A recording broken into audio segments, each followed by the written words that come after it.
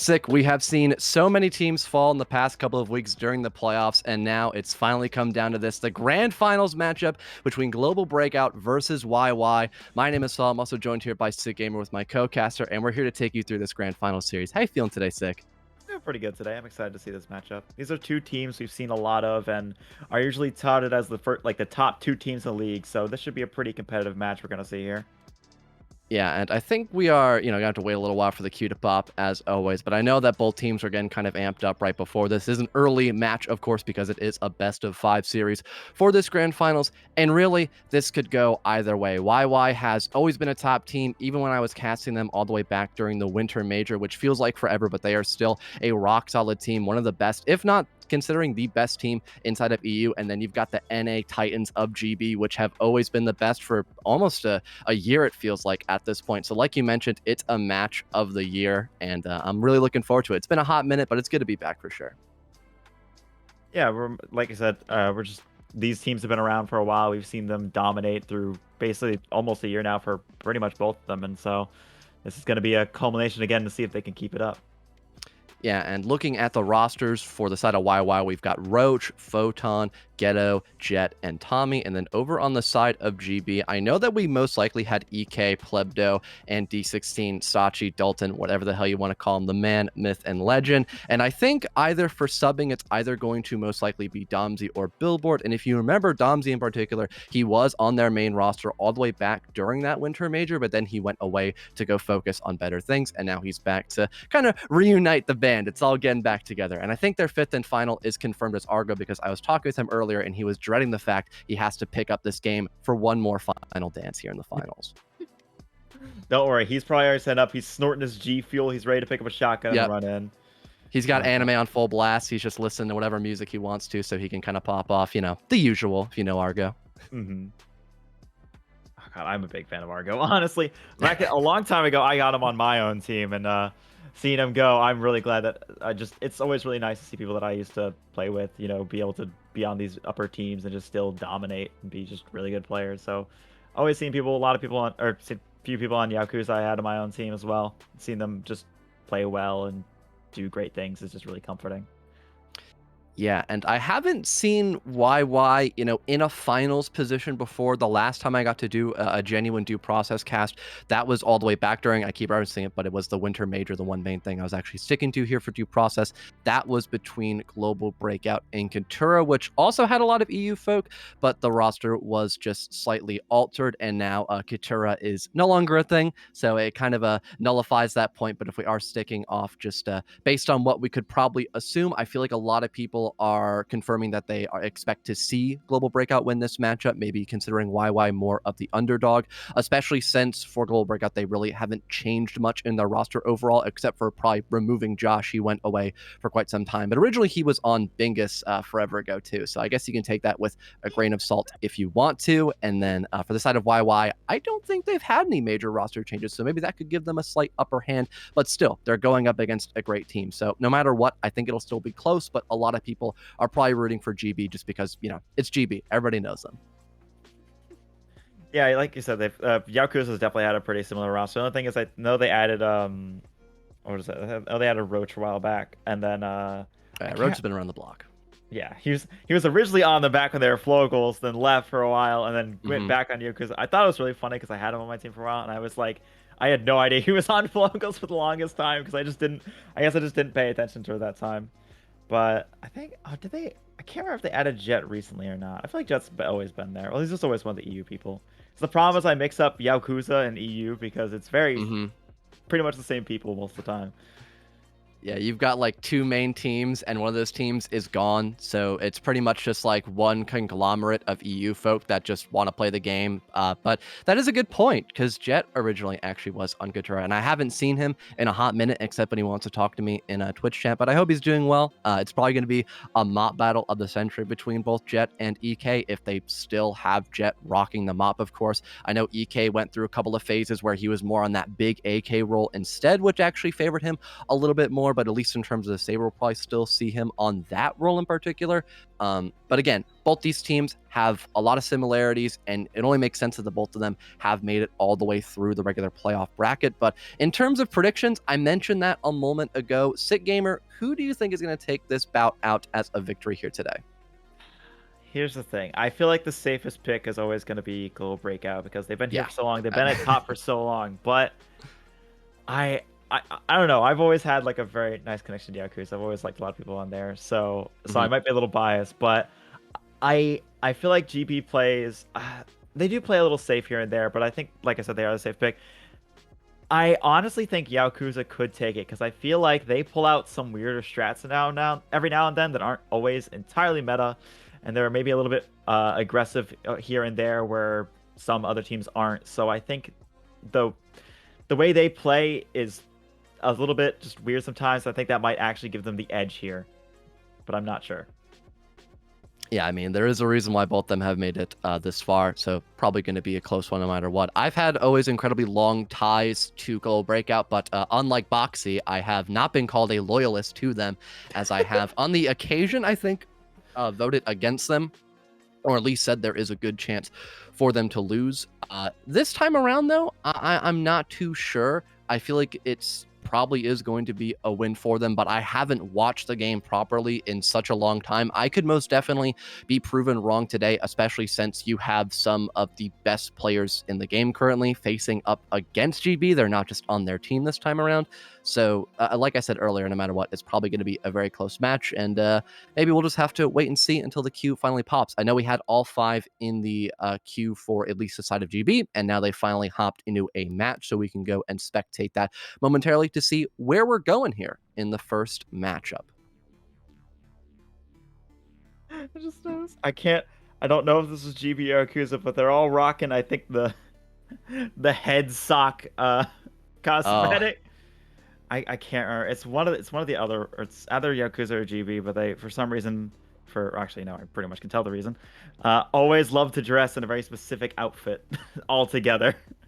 it's got like the team morale. It's kind of like in R6 when you've got the whole background image of a specific pro team. That's probably the same thing they're trying to go for, except just really, really dumbed down and simplified. But first set we're heading to today is going to be C-Store. That'll be followed up by Bank and then Kill House. So everything, probably for the most part, we could definitely see a wall charge play happen. I mean, shutters is always an important part of the map just to get open, in particular for specific sightlines. And for this set, you could most likely try to go over some sort of wall charge play over here, for example. That could allow you to get a lot of early map pressure if you push in the back of fridges. If you want to go for lights, you can, but it can be really difficult to actually utilize lights, especially on C-Store. So overall, we could still at least see this wall charge play at the very least for map control, and the rest could follow up just to apply that bomb pressure and make sure you have these choke points on lockdown from this blue doorway, and making sure no one can really do much swinging out wide from tellers, for example, as well, especially if this wall charge play actually works out perfectly for him. Yeah, I think I agree with that because it's as much as you could go for power here. I honestly really don't think you need it. I really think even Freezer isn't even scary. You can pretty much just take that wall charge and go pretty straight on the bomb there, and just make sure that they, like you said, just watch that door, and you can kind of just take that. Just yeah, this. I'm just like, oh yeah, I know. He's just looking at it, trying to see, and I just think it's really funny. You could just literally just go here, and then just have someone watch there, watch over here, and then you can kind of just hold that. It just depends on how they want to do it. That's a good barb there actually in fridges. It's going to actually slow down the default push, because although a lot of the maps are, typically generated to make them unique, you will get a lot of repeat maps. So you see a set like this, for example, Infernal Checkmate, and you're like, oh, I know it's probably going to happen. You're going to see this wall charge play. You're going to see flashes thrown out over the shelves to blind anyone sitting back here. So you most likely have to proxy around this power position, like what Jet's doing right now with the tub. And you're probably going to want to place some barbed wire down as well. Another thing to note too can be those wrap positions you might not check for. You're expecting someone behind these shelves, you might not spot out Ghetto. So if the flashes are a little too far and you're tunnel visioning on that barbed wire, that could be a huge play for both Ghetto and Photon to play in tandem and have this play work out. And that's exactly what's going to happen. We see them going in there. We see that I think the flash is over on Jet, and Tommy gets taken down by Akazo there. We see there Argo is in alone, and Ghetto they didn't actually get out of there. I thought they would have seen him. Ghetto takes out SaChi and takes out Akazo. I think Billboard's down there as well. We see Argo take out Jet, who's trying to rush in and confirm on Argo. Ghetto and take out Plebdo. Argo's going around and takes out Ghetto. It is actually Ghetto took out a few people there, but it is still kind of doable for Argo here. It is a 2v1. Argo is pretty hurt, but they are pretty much stuck in that teller there. Although I'm pretty sure as soon as Argo... Yep, okay, that door was open. Photon managed to take out Argo, and the round is going to go to Yaokuza. And really good molly there as well to not only isolate Billboard, but waste a lot of that flash utility as well. It definitely weakened trying to push in after we already had that wall charge play come into full effect. It was way too much bloodshed, and there was that rat position and the crossfire held from the player both inside of Tellers and Ghetto, who was just up close on the corner, hugging it to the best visibilities, and it was just at the point essentially of no return. A 1v2 is definitely doable, but Argo is already low. He had no utility, and his position was well known at that point. So a fantastic round to start off on the right foot there for YY. And I don't think we saw the door charge play all the way on the top of the map leading into Freezer, but still losing out on a clacker, losing out on a wall charge. It's definitely going to weaken your prowess overall, especially when you have a lot of breach-centric sets like Kill House and like Bank, for example. I'm pretty sure they just lost out on Saber as well, because I think I just saw Photon on the top there holding Saber. Yep. But honestly, I think what we saw there was they blew the charge and they had that Molly go out, and I think they hesitated to decide if they were going to run through the Molly, because Argo's always going to run through. That's just how it works. But I Just think we Argo. saw Billboard get in slowly and get taken out, but the rest of them mostly stayed outside. I don't know if their plan was to just have those two go in when the Molly is, because they knew a Molly was going to come, or they just were hesitating. But I don't know. Maybe hopefully we'll see that rectified later. So it seems like for the offense, they at the very least want to have somebody push in through vents. That's almost a good idea, or a good idea almost all the time when you're going in on Bank.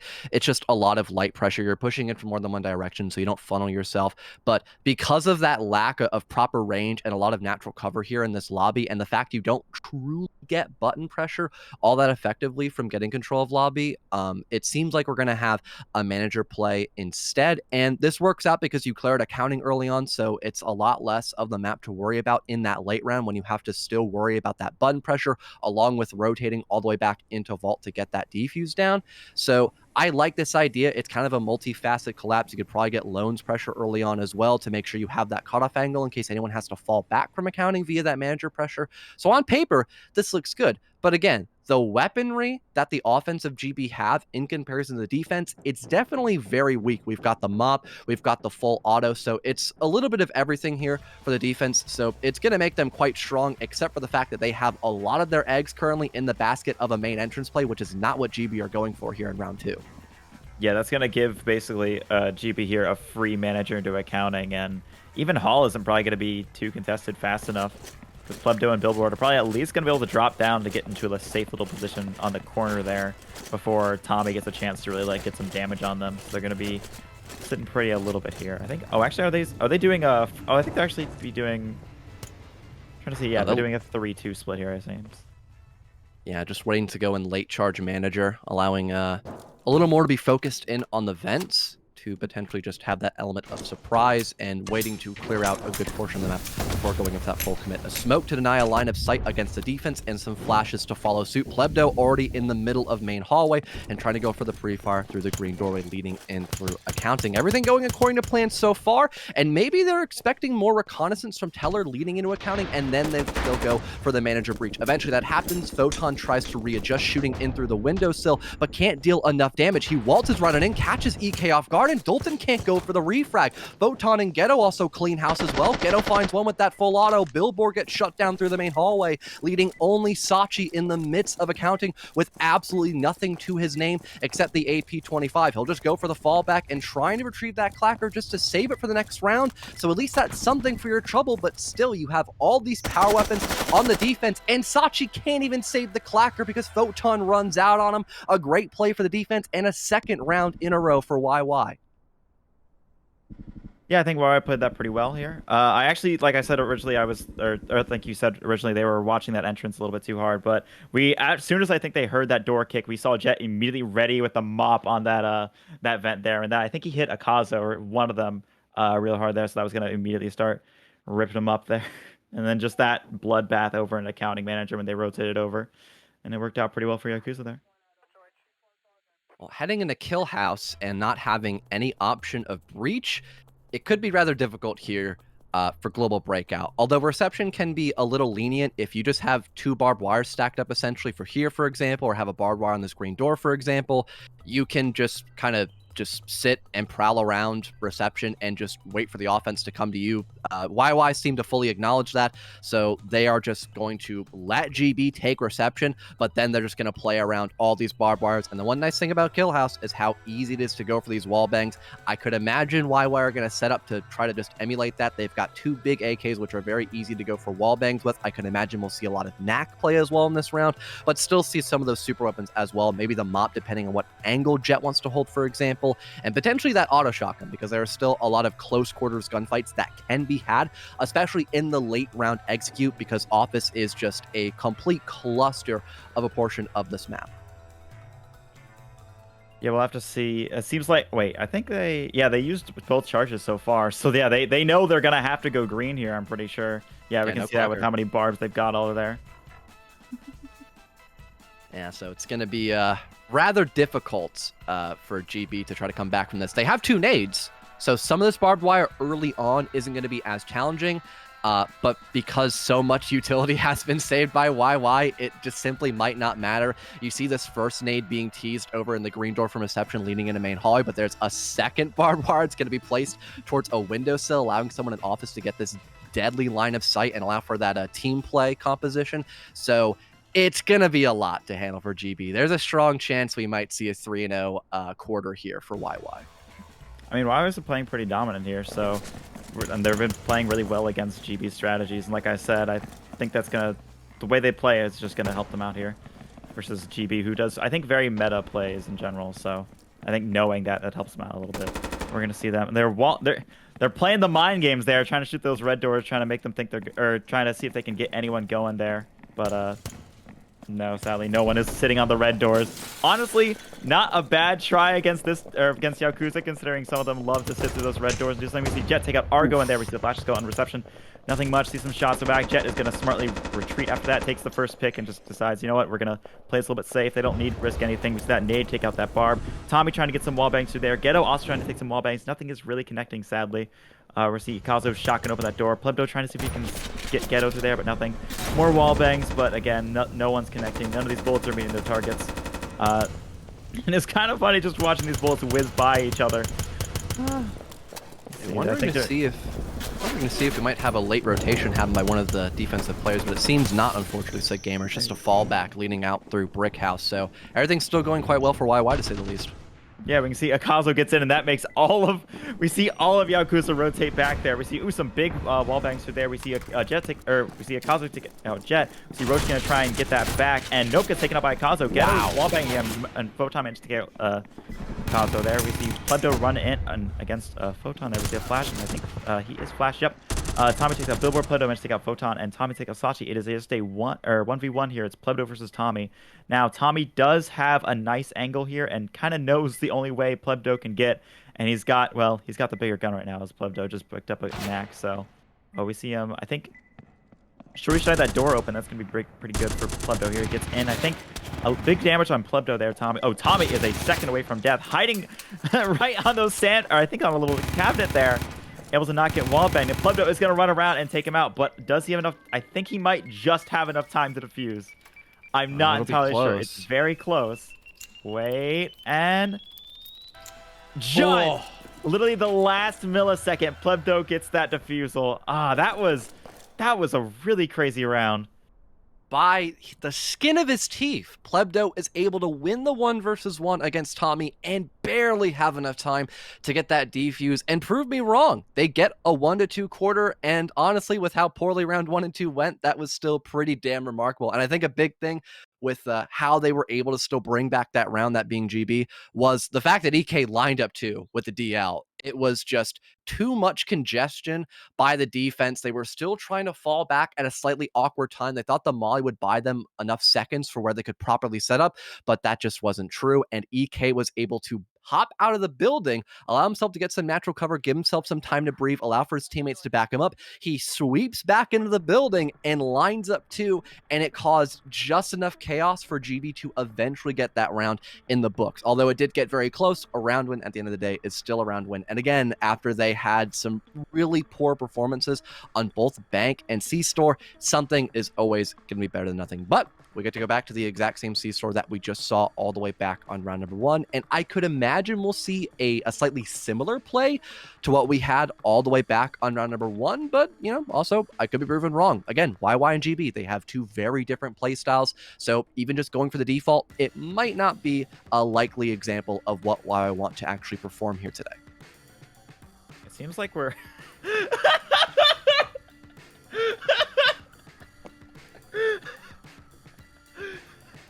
I don't know if that sums up Yaokuza there immediately, but I was gonna be like, oh yeah, they'll probably go storefront. I see a line get drawn through storage. I'm like, oh, okay, you know, they're gonna try and play Sago Green. Immediately see what would be a wall charge from from office into storefront, and I'm like, yep, that's Yaokuza. They'll do that stuff. It does seem like they still want to do something in storage, but I think they might actually be shifting over to storefront here with the way they're placing those nades and those flashbangs in the back there. So we might see a normal play for them, but oh man, I wanna see the universe where they decide to go through storage and wall charge out of office into storefront. It would be a pretty creative idea. I mean, it doesn't sound like the worst because you get this long line of sight potentially to help cover your player who's actually defusing. But you would still need to clear out Teller because they can just open the door and just shoot the guy defusing. So it would be pretty problematic, and like it sounds good for a second, and you think about it and you're like, oh wait, this sucks. Going through storage though, you know, not the worst idea here and there if you just want to have more than one area of approach, but normally people just barb the green door like what we're seeing right now. So it can be kind of a slouch play, especially if you don't have a lot of reinforcements in that direction. And I think because of that, we're just going to have the same wall charge play that we saw round number one, just being performed by YY this time. And it seems like all 5 players are opting to go through this same direction as well, except this time they don't have anyone to worry about in that rat corner like we saw in round one. That smoke. Oh, they screwed up that smoke. At least the nade got through, and that Molly is... Molly didn't manage to connect anyone, so that's okay for Yaokuza. Oh, another Molly. Okay, they're just going to keep throwing their Mollies out there. Yakuza's smart. They know that's what they're going to do. That's why we see Jet looking there for peeks and anything he can get. They're ready for that. Oh, I think he takes a shot. Doesn't manage to hit Akasu there. We see a flash go in. We see Billboard waiting on there. Tommy managed to take out Billboard. They're in. We see Plebdo get taken out by Photon. Photon and Ghetto pretty hurt here, but they're seeing them push into there. They're pushing into that freezer. Akazu's waiting for Roach in that freezer. We see a flash, I think, on Roach, really. We see SaChi managed to get Ghetto through that door there, and Ghetto managed to take out SaChi in response. We see Argo take out Roach, who was in that freezer trying to get ahead. We see Akazu take out Jet. That's big. That's taking out the Saber. Akazu runs in. I'll take a Photon. It is just Tommy here trying to defuse, and Akazu's there. Argo's going to try and help out Akazu here, and they both crossfire him and take out Tommy, and the round goes to GB.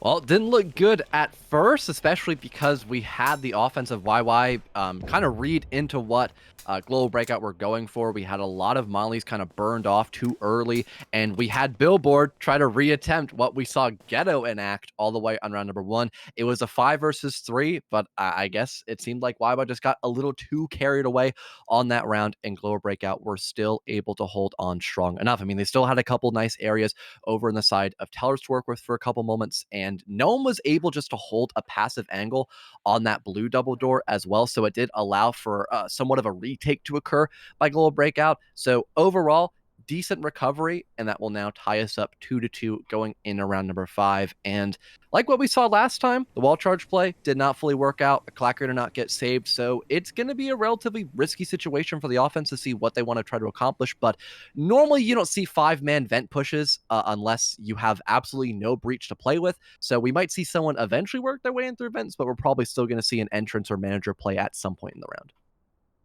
Yeah, we'll probably see something like that. Because honestly, what was the last round?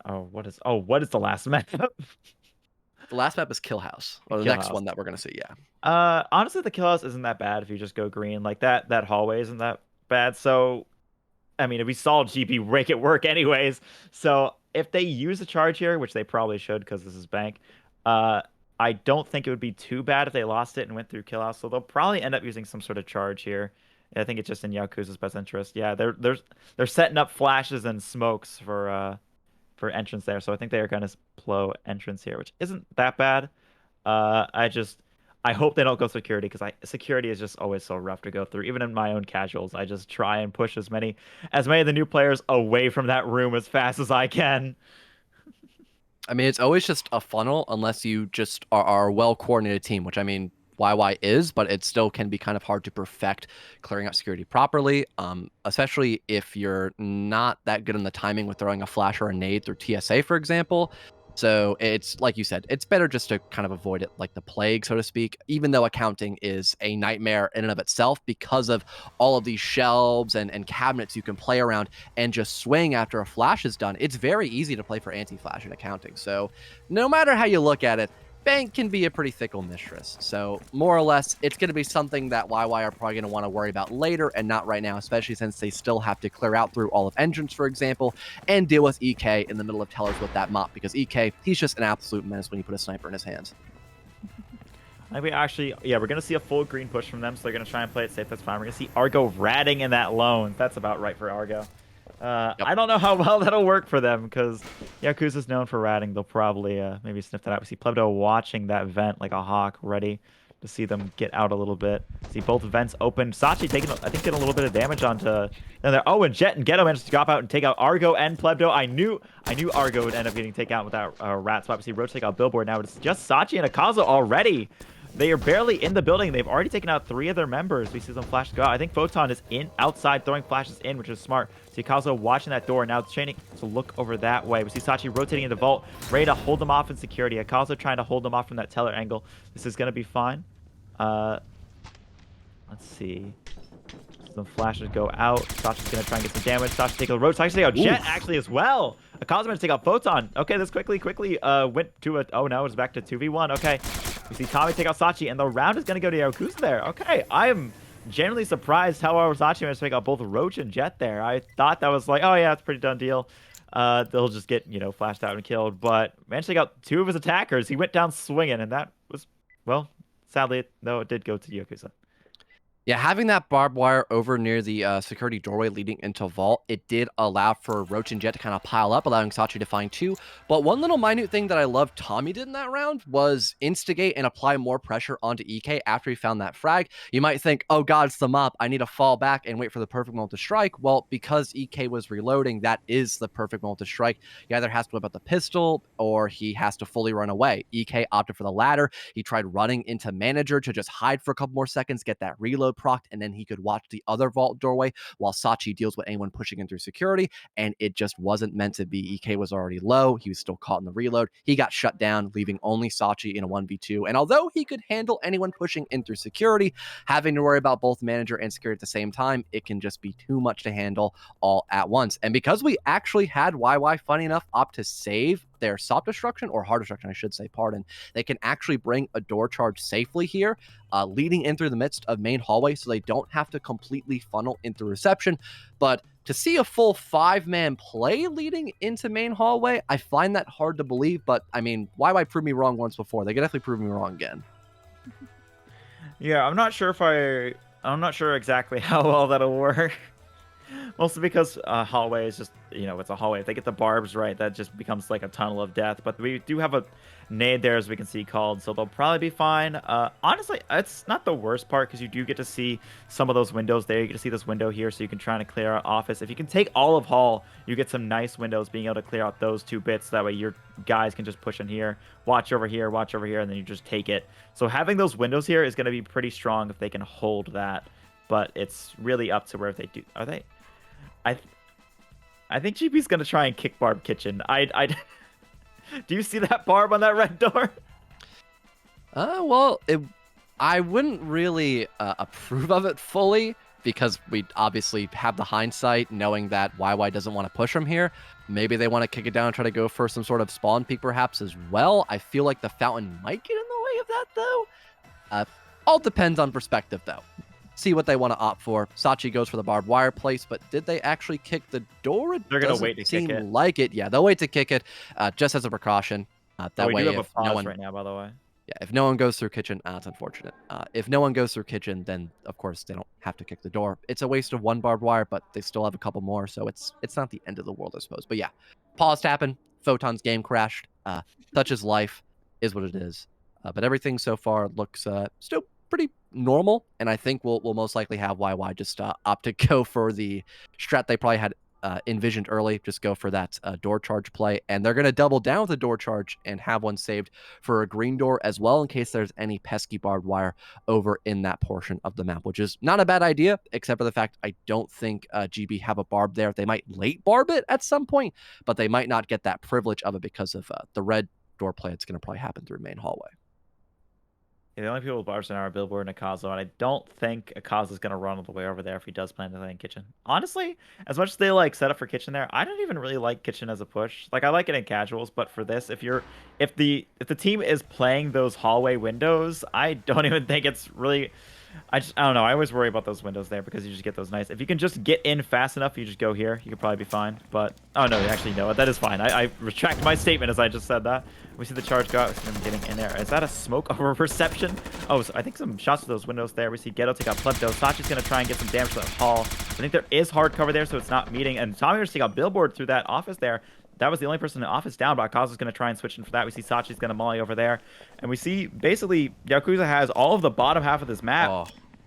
They're pretty spoiled for choice here. We see Argo trying to take some shots on the Jet, but Jet is going to take an Argo instead. Jet taking a lot of damage for that, though. We see SaChi to get some big damage onto Tommy and take him out. We see those flashes that he threw a little bit wasted. And Ghetto's going to take SaChi on the rotate there.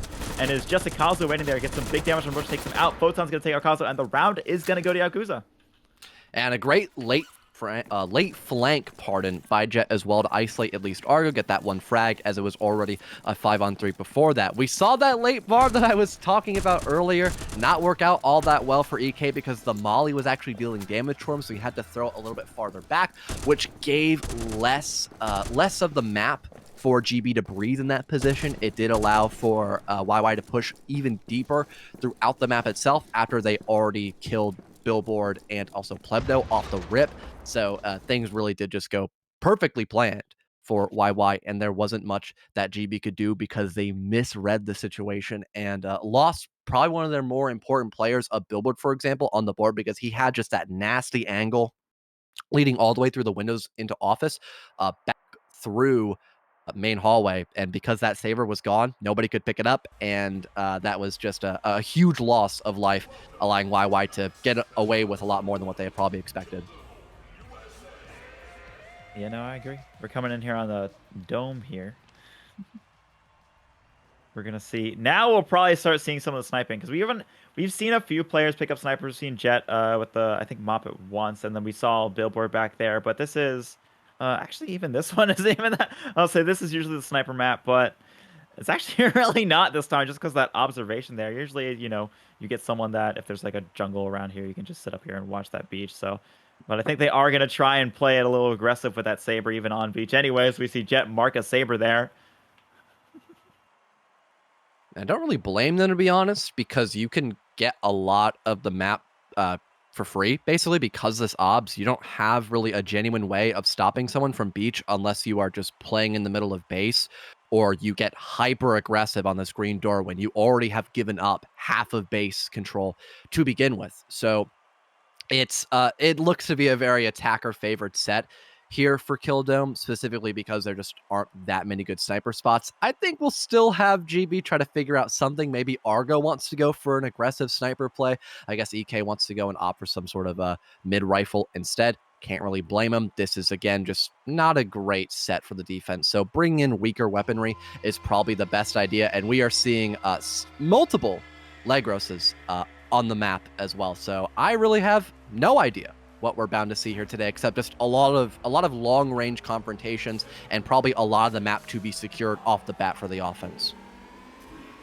Yeah, we're starting to see, oh, I think, yeah, there is a nade, or not a nade, a barb over here. And I love, right before enough, you can see it, the attackers already put a nade there. And that is one of my favorite things about casting this, is when you see just little things like, oh, we're gonna put a barb here, and it's like, oh, we got the nade right there. I just love seeing these two teams know exactly what the other one is gonna do, and just start to play off that. We're gonna see Plebdo play aggressive on that beach with a Legros. That is a choice. I don't know if it's the one I would have made. Usually you put something automatic there, but I don't know. If he's confident with it, I guess he is on one of the top teams. I can't. Oh, Ooh, you know what? Hey, I'll eat my there it words. He is. took out Ghetto there. Photon taking a little bit of damage there as well, and that's a nice rotate out of there. That is going to be big. That's a player down immediately, and we see Akazo's shaping up there with a sniper ready to see. And I think Roach takes a little pot shot at the side of him, but I don't think it's gonna hit him there. And I think we see a shot from Mikazo, but doesn't seem to meet anyone, sadly.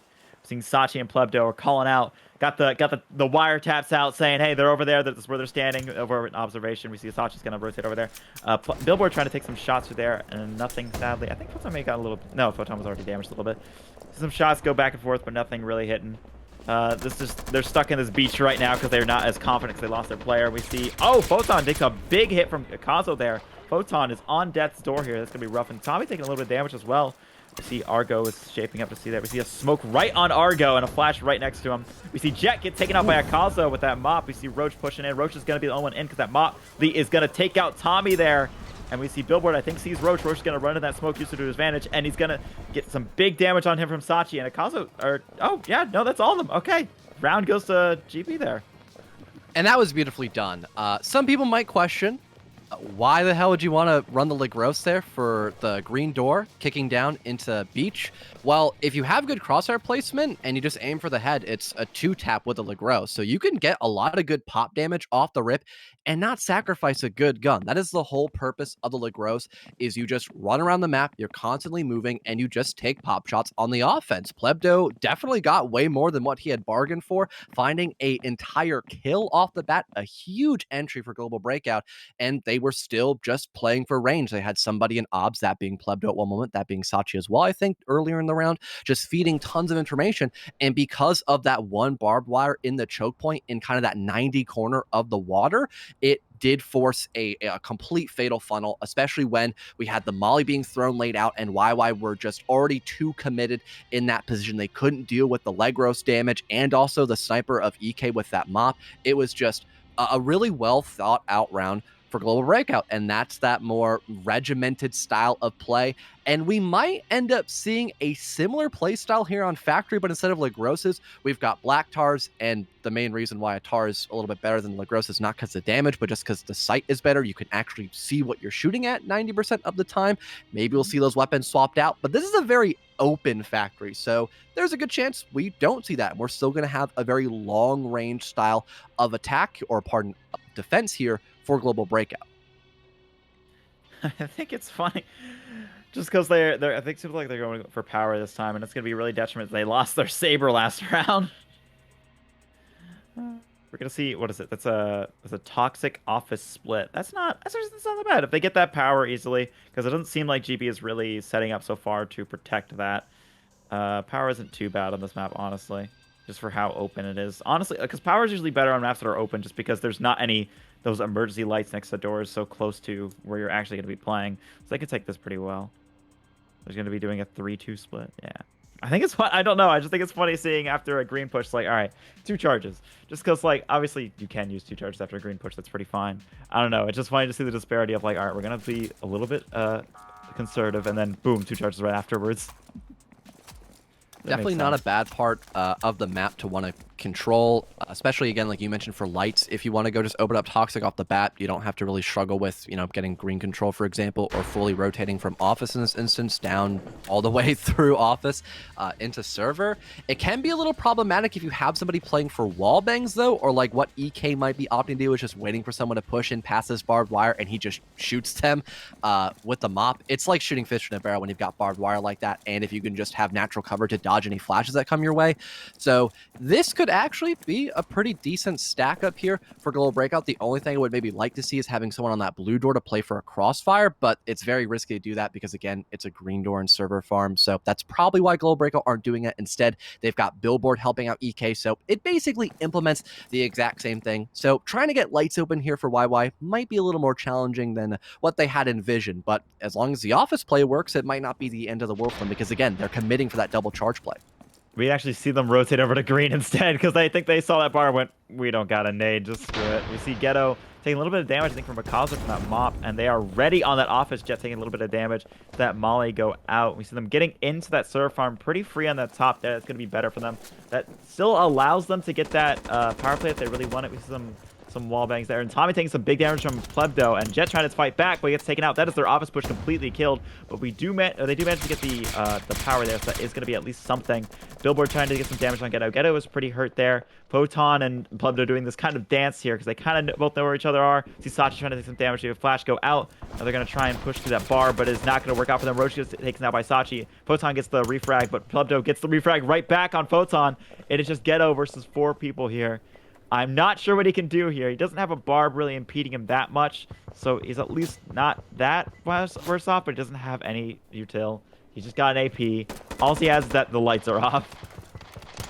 Yeah, it doesn't really seem all that doable for Ghetto here. There's 20 seconds left, low on HP, low on options. Best option here could maybe to rotate and try to grab Clacker, but it's too far away at this point. And they still have one in the truck because they saved on the first round, so it's not even like a requirement at this point. He's just getting collapsed upon, and eventually he'll be put out of his misery. Another round here for Global Breakout, equalizing us once again. And the fact that we saw the office play just completely fail because Plebdo was playing way too far back to have any of those flashes impede him, it forced, again, a pretty fatal funnel like what we saw in Factory, except it was just a barbed wire through the blue doorway, and it was multiple people just looking down at the same angle. Because they had Billboard watching their flank essentially from Toxic, they had the privilege to have 4 people looking down that blue doorway leading from server farm into the main area of Factory. A Mop, a Lagros, a Black Tar, and a Gruber. I mean, they had literally everything but the kitchen sink looking down in that direction. It really was only a matter of time before GB were just going to find those last couple of kills and clean up the round again, especially since that office play just flat out got denied by Plebdo playing for range and having that optic of the Black Tar, which I mentioned briefly, and I guess Plebdo was really favoring it because he found 2 nasty shots off the bat of that round. I do think it's really funny that both the players are like, all right, we're going to do a split between Office and Toxic, and they shut down both of them so easily with just, honestly, with just killing that Toxic by just kicking open the door and putting a barb, and then just playing long on that Office just made them unable to do anything there, sadly. We are going to be coming here on Blood Saga, the C-Store. And we're going to have to see what we have envisioned here for YY. New C-Store, so we're not going to probably see like the... But you can't see the same Shutter Rush. It's a whole new set. But again, wall charging on C-Store in general is almost always a great option. You just get these long lines of sight you can play with. It might be a little awkward to want to immediately rush in like this, for example, because you've got the crossfire of these doorways. That's why the smokes and flashes are being tossed up, just to kind of force back GB if they want to try to deny it. But I mean, they could just still go for wall bangs and pop shots. So this round could kind of be up in the air, in all honesty. I would probably prefer just having a wall charge close on this wall, for example, just so they could try to immediately bunker bust into storage and have some natural cover to play with. And then you still get a couple of nice sight lines all the way down through here, for example, leading into the back of storefront. And once you have storefront control, I mean, you can still just watch the same angle of this doorway. It's just you're inside the building rather than outside, but it accomplishes the same task.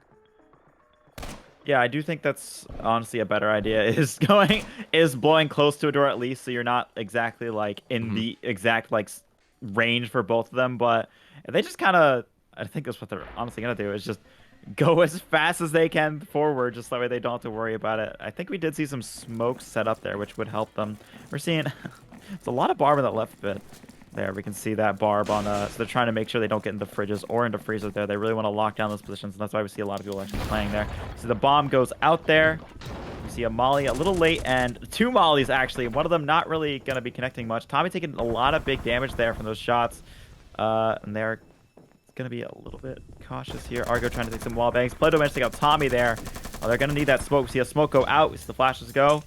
They're pushing in. Jet taken out by a Kazo. Plebdo managed to take out Photon. Jet takes out SaChi. Ghetto takes out Plebdo in response. And we see Kazo get through that little, or that door there, takes out Roach. It is just Ghetto again. Ghetto manages to be the last one alive again somehow. He's going to try and push us into storage. Gets a wall. I think actually shot through those shells there by Argo, and the round is going to go to Global Breakout. And that was an incredibly smart play by Global Breakout because they acknowledged that there were NVGs on the board last round, and because they had a couple of those NVGs saved over by picking them up off some dead bodies and having the Saber, they could actually turn off the lights and use it to their advantage rather than it being the other way around. They expected probably just a shutter play because there were 2 breaches that went off last round as well. So they had a perfect idea as to what YY were going to implement on that round. And yeah, although the Molly game of GB has been pretty bad so far in match 1, at least their stack ups were really good. They had multiple angles looking down all in just one direction. And the utility that YY had in that round did not matter because they were blind walking into the dark essentially, and quite literally as well, funny, not just figuratively, also literally, because the lights weren't turned off. It just seemed like GB were just really in a pristine condition because they knew what they were getting themselves into on that round. So really well done. And now they take the advantage for once in this matchup. It was YY with a lot of domination for the most part, and now they're actually on the back burner here, getting closer towards match point for match 1. Yeah, I think we're gonna see probably a very similar play to how Yaokuza is originally. I do think, actually, no, I do think GB is slightly considering maybe some sort of charge here, which would probably be better. Because as much as we said this beach was actually very attacker-sided, I feel like it is until you get to about that corner there. Yep. If they wanted to go pit, that might be better just because they can also get power and go to there, and that kind of shuts down obs, at least for power-wise, and just maybe lock that down, and then they can go there. But the fact that they can just sit there and call out exactly where you are, so people can just sit back here and just go, yep, there, and just having that ferocious barb there is just really rough. So, but I think we are actually going to see GB go to that beach instead, which, hey, it's up to them. I mean, if they can, I mean, so far they've been doing pretty well. They've been taking back these rounds, so maybe they can show them how to actually attack this one as well. Say, the wall charge play doesn't sound horrible because you want to kind of ignore obs and ignore, this stairwell, for example. But it's kind of the same thing. You got to worry about all these long range positions that the defenders can hold. You're still going in through a single doorway. And to clear out obs, it's going to take like one flashbang because there's no natural cover in obs. It's just a gigantic square. So it wouldn't be that challenging to just clear out obs the old-fashioned way and then still just walk down this staircase unless you just wanted this opening for a potential line of sight or just another entryway. But I feel like that's just a little unnecessary, especially when you have other maps you're going to be playing on that are going to more likely be favorable for a wall charge play. It seems like it's going to be a 5-man charge, though, leading in through Beach. Amalia is tossed, but still Argo and Plebdo are able to waltz right through it, taking essentially, if not 0 damage, and getting a lot of map control off the bat, but that is what we expected because it was the exact same thing we saw last time that this dome was in play. Yeah, we're going to see them pushing in here. We see Ghetto and Jet had to rotate out of there. I think they did manage to get some damage on Argo. That's it. And Ghetto taken out immediately by that nade. That isn't going to take out that barb there, so that might actually not help them as much as they think. We see a flash go out right next to Jet there.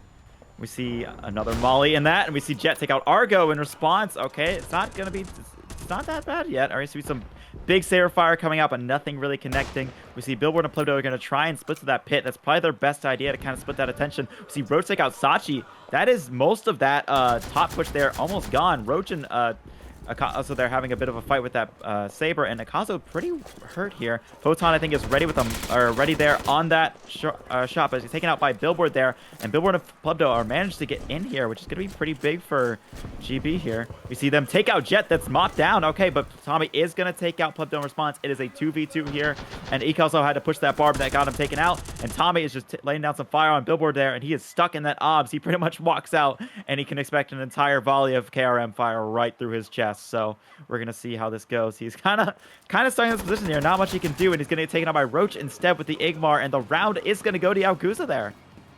And one thing I definitely had to harp on for YY that I thought would have cost them the round was their mollies. They threw one in Beach, which did not impede a good chunk of the offense from getting through Beach. They missed both of them on the barbed wire, and then they were out of mollies. That was it. So having that one barbed wire there wasn't as deadly as what we had last time when the same dome was in play. The only problem was both Argo and SaChi got way too aggressive and didn't wait for the rest of their teammates to walk in through pit and actually be a bit of a distraction near the top of that ruins portion of the map that was between both pit and ops. If we saw better timing and better coordination there on that play, I feel like the 5-on-4 position would have been enough for GB to take that round and guarantee match point here on game one. But because they jumped the gun after having that grenade kill, I believe it was Tommy, if not Ghetto, it allowed a little bit of a reevaluation and salvation there for the defense. And now we're tied back up once again. We're seeing Billboard complain about the neck. I think this might be the time that they're gonna bring up EU ping as a thing. The glorious, I'm sure everyone knows about it at this point, is the glorious I was gonna EU make a joke ping. about it, and was hoping that like we wouldn't mention it, and then it eventually it had to be mentioned. It's like it's a necessary evil, you know.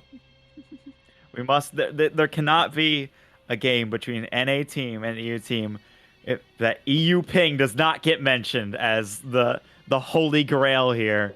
We are gonna. I think they're actually gonna use the wall charge here. I think they're gonna try and go through Seraphon with wall charge toxic, which is not that bad, but I don't think it's actually gonna. I don't know. I don't think it's actually the way that Yaokuza seems to be. No. They want to playing it. It doesn't seem to really be worth it because it mostly just like gets around a barb here and maybe someone playing here that can wall bang through here, but. It seems a little excessive, and I think we did just see them delete it, so they're going to be going through Dock instead, which is probably a better place to use that wall charge, because they can actually get in there a little bit easier. I do assume, yeah, they're going to be putting a charge in office. They are going to do a split. I really think this map is better for a split, so that does make sense. Let's see if Yaokuza can apply what GB did to them on that office there, and they are going to be, I think, kicking that Toxic, so they're ready for that. GB, I think, is unsure of where to put that door charge there. They moved it from office over to toxic instead. But we are going to see that get kicked with a barb. So I don't know what they're going to do now. And they are going to bring a nade. So they're going to be able to... Yep, they already put that nade there. All right, they know what's going on. GB knows what's happening. Say, I thought originally the wall charge was going to be used. You get into green door and you wall charge like this, so you don't have to worry about getting wall banged like this, for example. That was the idea that GP were implementing, but then they realized they still have to push through all the pipes, and if not, go through this, which is completely deadly. So it was just a waste of a wall charge, which is why they ended up changing it, going over in for a dock and office play. Again, you can kind of cut the map in half when you want to go for those kind of split plays, so it's definitely not a bad idea. And also with having a nade, like you had mentioned, Sick, you can still break that barbed wire, and at some point, if you want to, go for a lights play, just randomly running in, running back out, killing the lights, and then having the rest of your play still kind of unfold. So far, we're not having that office push come into fruition, though. It's a complete charge out by Argo, but can he win the gunfight against Ghetto? Yes, he can. The lights are now hit, and it's a lot of map control off the rip so far for GB, especially now that they've got that entry and a double down as SaChi gets rid of Tommy. Yeah, we see Roach take out Argo there. We're going to see them start pushing into that back half. GB actually lost a few people here. It's going to be... Oh, no, actually, Yaokuza lost a few people. Kalta managed to take out Roach there. It is Photon and Jet here versus the rest of GB at this point. Photon's going to run around and take out Pleb, though, but that did end up baiting Jet there and taking him out, sadly. And Billboard's going to come around and take out Photon, and the round is going to go to GB here, and that is going to set this at least for a tie. Definitely love to see that. Tie's still in the game.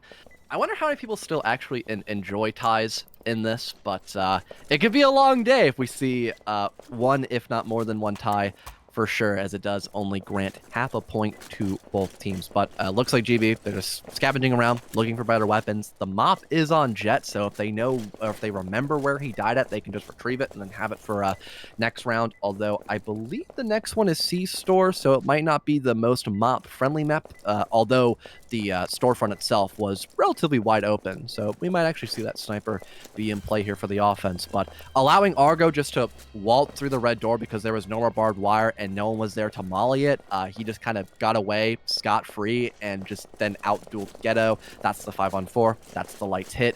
Everything is kind of going according to plan for GB. Then they hit the wall charge, and they were able to utilize their flashes perfectly, and they weren't stopped at all via any mollies. And the general, there was a lot of isolation there as well for YY. They just weren't really able to get refrags that effectively, and it just seemed like it just was not meant to be because they were already in that 5-on-3 position, and already so much of the map had been just, I guess, swallowed up by GB in the first minute of the round, especially off the back of Argo and the rest of his teammates pushing in from server farm. I mean, yeah, that's just... They just... They really hit that really hard, and that didn't end up. I still think it's funny just seeing Yakuza kick through and barb the door and just going like, "Yeah, we got this," but they just did it a little too early, so they brought that nade. I think they had the nade already anyway, so it wouldn't have worked out, but sadly it didn't. It actually ended up biting them a little bit more than they were expecting. Just because Argo was able to just get into there pretty easily. We are gonna see two charges here, and they are. I think did they end up? No, I don't think they ended up picking a mop, did they? I don't think they did. No, they picked up some AKs and a Gruber. Okay. Not bad, but I was a little shocked that we're not gonna have the mop. Although Storefront is gigantic and there are a lot of long range angles you can hold, it's still gonna be, you know, that proxy of all the smaller rooms that are around Storefront. That's always the one interesting thing to talk about. When you go on C-Store is normally you have to get some of these other small portions of the map. And, you know, inside of storage, for example, you're not going to want to have the mop. You're probably going to want to have some sort of other weapon, maybe a shotgun. We're seeing The two. auto Both the pocket shotties of we Argo see and sitting there Pleb, right there in bathroom. and we've got the full auto by Jet. I mean, it's always the super weapon for Jet. It's either the mop or the full auto, never anything else. He will just do whatever it takes to go and have these super weapons in his pocket, but I don't blame him. He does well with them, so more power to him, I suppose. I asked about the mop mostly because we're going to see a door charge in Storefront, and so people know that doesn't actually open the whole door. It just opens a small little hole that you can peek through. So I wasn't sure if maybe they're going to do that and try and have a mop out there to kind of just get some picks, but it seems like they're going to do that mostly for intimidation, because if they do just let Yakuza know, hey, Storefront's safe, then they pretty much get to play out very differently, as if they, or instead of if they at least open one hole and go, hey, you get in this line of sight, you're hurt. But we are going to see him putting that charge in that storage there. Jet, I'm excited. I'm excited to see Jet on the auto shot. We see that barb as well is going to be pretty big. We see them getting into there pretty easily through the barb. Actually, that charge go out, nothing really, obviously. And we see Jet actually taken out instead. Sadly, oh, that is rough. We see Plebdo running out on Ghetto. Man, to take out Ghetto from behind. Tommy trying to take some revenge, but nothing really hitting there. I think Argo and Plebdo were a little bit hurt for that, but I'm not sure. Argo picked up the auto shotty instead. GB has all of that Storefront pretty much, except for Tommy there, and Yakuza is stuck in that tellers. We see he gets taken out by Plebdo, and it's Photon and Roach stuck in there. Argo managed to get in and take out Photon. It's just Roach having to rotate around and take out Argo. Let's see if he can take out SaChi, but nope. SaChi take out Roach, and the first game here is gonna go to GB. It looked rough at the beginning, but eventually it seems like Gold Breakout have come out on top, at least for game one. It's a best of 5 series, so it's not over just yet, obviously, but a good redemption arc, I suppose, for GB in that first matchup, and probably one of the most cursed gunfights I have seen in quite some time. The DL12 actually getting the frag against the auto player.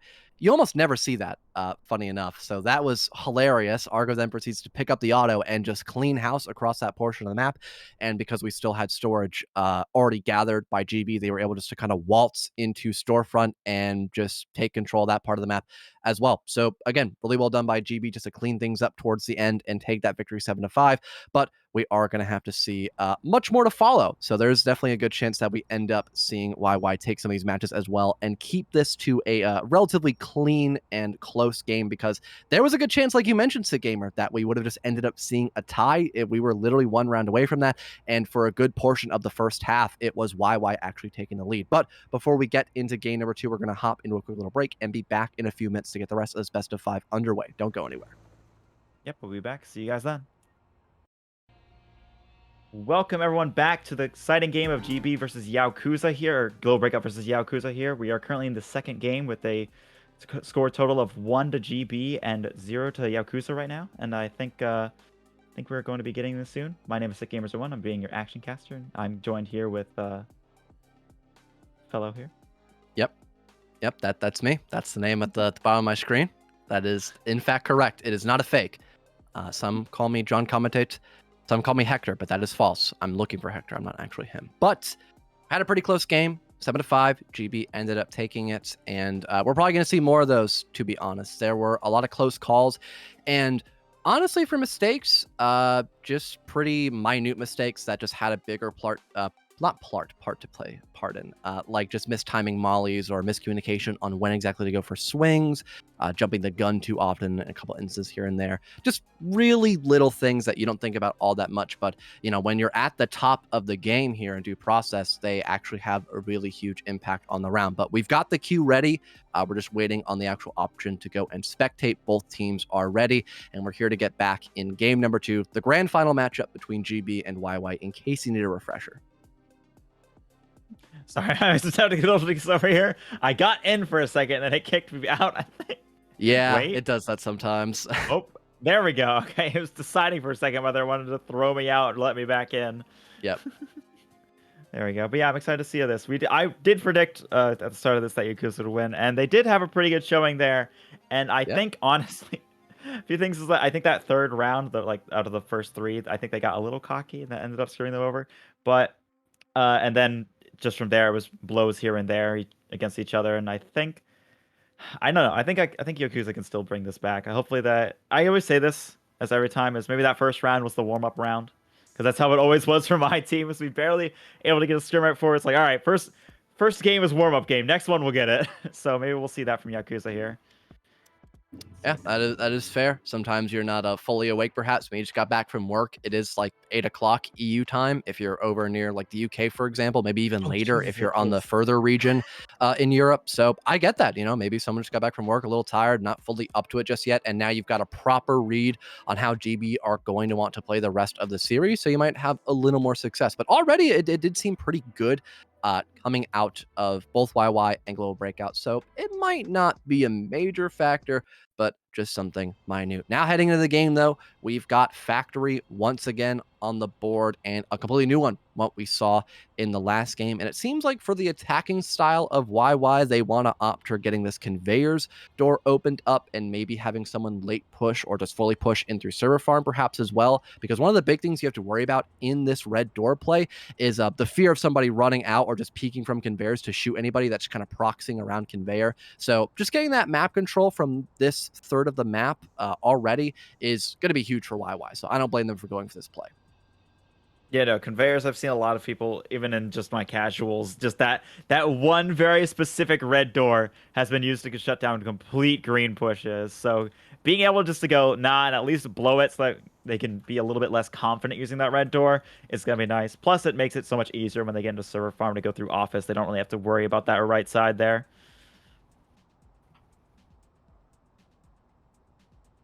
Well, it seems like some flares are being tossed out as well, with the defense potentially expecting a lights play.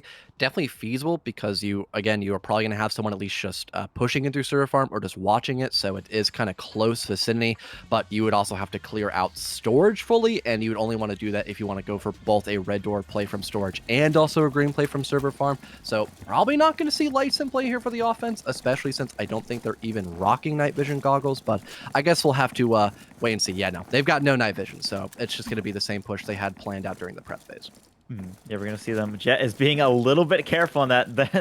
I think it's funny seeing how careful they're being. We actually are going to see some damage through there. Jet taking a lot of damage from, I think, Billboard up there in that office with that Igmar.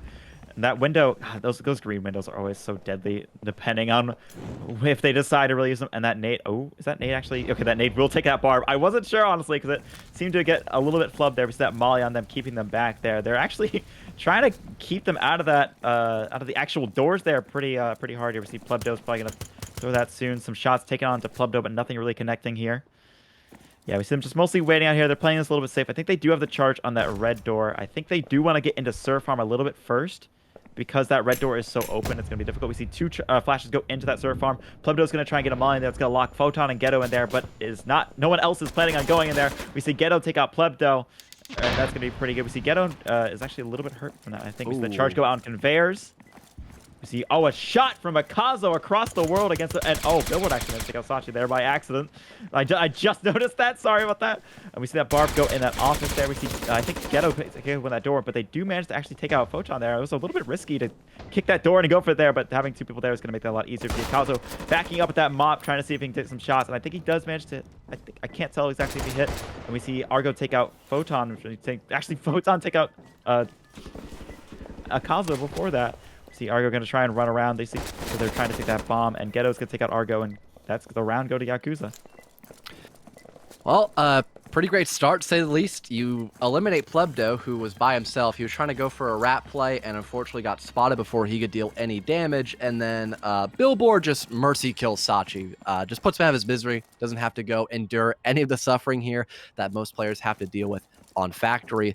But again, a couple power weapons lost early on. Ghetto might be able to retrieve the mop. No, unfortunately not. Maybe there wasn't enough bullets in there or he just forgot about it. Pretty understandable.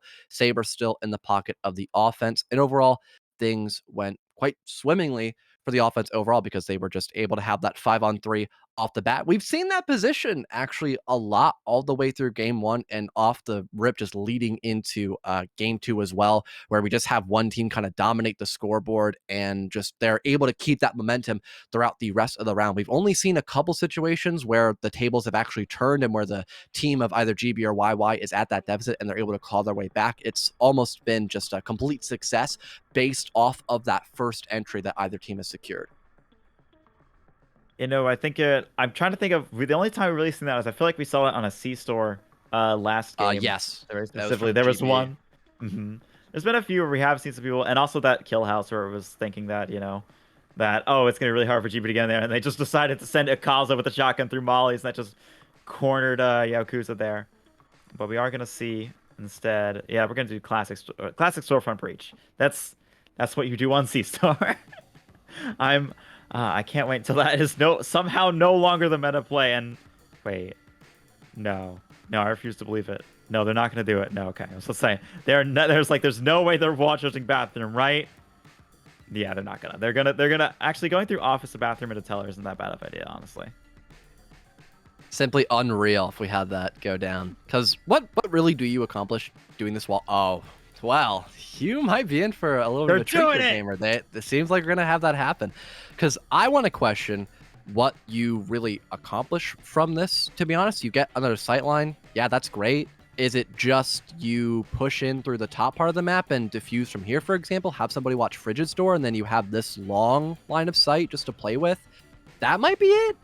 I just feel like it's a lot to do all at the exact same time. Might just be too much to handle for YY. But I mean, if the play works, it would be absolutely hilarious. They still have to clear out all of tellers, all of bathroom, all of freezer. So it's a lot on their plate. But I mean, if the play works out, there really isn't much that GB can do once that wall charge goes off. Listen, it might not be the best play, but it's funny. So that automatically makes the best play. And Argo using that window there to try and get some big damage, but nothing happened, sadly.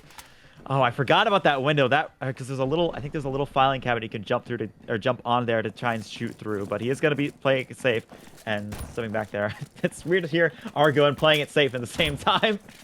But they see Ghetto opening those office doors and that shed door. I think Plebdo trying to take some shots to the arcade there. They are not there, sadly, for Plebdo. And they are going to be stacking that teller there. That's probably going to be big because they're going to be trying to go through there. Going to be taking some shots to that bathroom door, but nothing is going to be connecting, sadly. And they're still outside, which I'm kind of surprised about. Photon taking a little bit of damage from Plebdo there. Plebdo's going to try and get around. Takes out Tommy there. This is a big flash to Plebdo. Plebdo is, I think, is completely flashed by now. It should be wearing off. We see another flash there. Lots of flashes in that first office there. Not really much getting done from them. And Plebdo is going to manage to take out Photon as well. But Photon is, or Roach in response is going to take out Plebdo. So, and wait, is Tommy, wait, where did Tommy, oh, yeah, that's Tommy down there. We see Argo trying to take some shots there and manage to take out Jet, and Billboard going to come around and take out Ghetto there. See Roach, it is just Roach running around. He's going to take the saber and try and save it, but Akazo is going to kick down that door and go, no, and take out Roach there instead. The round is going to go to GB here, and Yakuza risked a lot there, and I don't think they got anywhere near a return on investment. No, I think that's a pretty safe call to make. They just had to siphon through Office, and Plebdo was just ready for them. I'm shocked we didn't have anybody play on Freezer Door, for example, to help back him up. That probably could have been even more damage at a much faster rate for the defense. But they still had a couple wallbang pop shots from Bathroom leading through that red doorway, and they still had Plebdo flying two, basically in a death spot. And Plebdo even typing in chat, "Stop with the flashes, man." He received several flashes to his face. His retinas were completely burned out, but he still found 2 kills somehow. So just the stubbornness of the defense there, or at least for GB, it really shows. Normally, Argo's that stubborn player, but if Plebdo needs to get aggressive, if Plebdo needs to work a pick or just go for a hero play, he's more than happy to do it because Plebdo is completely capable of just running around and shooting people and winning those gunfights. But here over on the side of Bank now might see a little bit more of a passive play style of the defense, especially since they were able to move that Saber over so they can play for range if they desire to here. Yeah, can I just mention one thing the last round, which is throwing 3 flashes into a room with one person that no one entered. I Yeah. really think Yaokuza really needed to go in, especially with how aggressive and weird their play was, which was wall charging that wall there from bathroom. I'm really surprised how safe they played it outside and how much time they spent admiring the outside of the building instead of getting in there and actually doing that, because that caused GB just to, go, oh, hey, they're out of flashes. Let's just all rotate in there and kill them. And that's exactly what happened. Yeah, especially when I mentioned during that round how much map control you need to get to have the wall charge play actually work. You waste all your util in office, you're kind of screwed because how well GB can just play as a team in those positions and just get crossfires locked down on you. We didn't even see them fully get crossfires established, and it was still challenging for YY to get rid of one player after using almost all their flashes, if not all their flashes, in that round. Hopefully we don't see that happen once again, but in terms of at least play style here, we've got a lot of people kind of stacked up over inside of security. They might try to just pivot on down in through lobby to help out EK as he begins to fall back, and he'll probably just hold a long sniper angle into entrance, or he'll just fall back and sit in the back of loans perhaps as well. Yeah, we see that charge go out. Tons of smokes going out in that lobby there, which is going to be pretty good with them. Plumdo is hiding in that smoke, though, and I don't think they're going to know some. Ghetto is... Oh, Ghetto finds him, but Plumdo's going to take Ghetto instead. He knew his secrets too much, but Plebdo's going to take out Photon, and then Roach is going to actually take him out in response to that wall charge. Wait, is that... Hang on, that's... That's GB using the wall charge, actually, to get a nice little sideline from there with Saber. That's not a bad idea. We see Argo, hold on. What's that Molly staring at him like, I bet you, I dare you to walk to that door, but I think they're going to play it a little bit safe. I think Billboard trying to get a knack through that little teller there, but it's not going to do much. We see Jet going to try and go in instead. He took the bait and gets taken out by Jet, but Argo is going to die for it instead. He was not going to let Jet get through that pretty easily. We see... Oh, I didn't even hear the shot there. Kaza just takes out Tommy. And Kaza takes out Roach as well. Just clearing that hallway one by one. The round is going to go to GB. Jesus. Well, so far, so good in the first quarter. And yeah, that was a beautiful idea by EK, picking up the wall charge and then utilizing it to be able to sit in the back of loans and watch one of the only 2 entrances you can take in a security. So it was just only one revolving doorway that someone could safely go in through. And Argo was watching it and got as he quoted, a good trade on himself. He burned himself alive, all for the greater good. A noble sacrifice from someone that I would not expect to call him noble with, funny enough. But yeah, seems to be a little bit better for the side of GB, at least at the very beginning. We saw a comeback by them over and on game 1, so it's very likely we see the exact same storyline for YY, and especially heading in on Factory, there are good chances you can get a lot of isolation for the defense, just depending on where you place those barbed wires and where you are currently positioned at. I think if we have just less of a proxy initially in office and then begin to fall back in office instead, we might see better success, especially if it's going to be a green play over on by the offense. Yeah, I think honestly, the best way to play this map is playing that aggressive conveyors server farm kind of area. And GB actually played very passive last time, and they retreated a lot in there. So Yakuza's a lot more aggressive, so they'll probably do that. But we actually are going to see them worrying possibly about a storage push, but it does seem like GB is gonna... Okay, I know, I'm not believing this. They put 3... Yeah, okay, I was like, they put 3 charges down. There's no way they're using 3 charges. They're just messing with the casters. I get it. It's funny. But they are actually going to be using 2 charges? Okay. They're going to be using dock and conveyors there. It's not a bad pinch. That is going to kill off anyone in that conveyors area. Nope, they are going to be pulling away from that dock instead and just going that conveyors, which is honestly a better way. Just going that green conveyors push is probably the best way to not risk too much and not really be... Because, I mean, dock conveyors is all right, but it's really not worth it.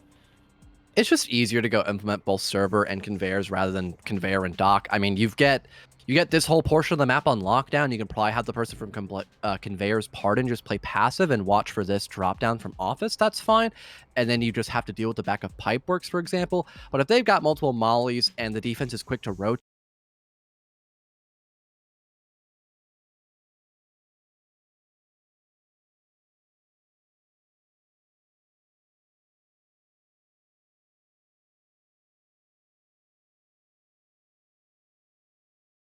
so it'd be very hard to move in that position. Therefore, he just falls back instead. But he's still going to try to get aggressive with that auto. That's obvious at this point.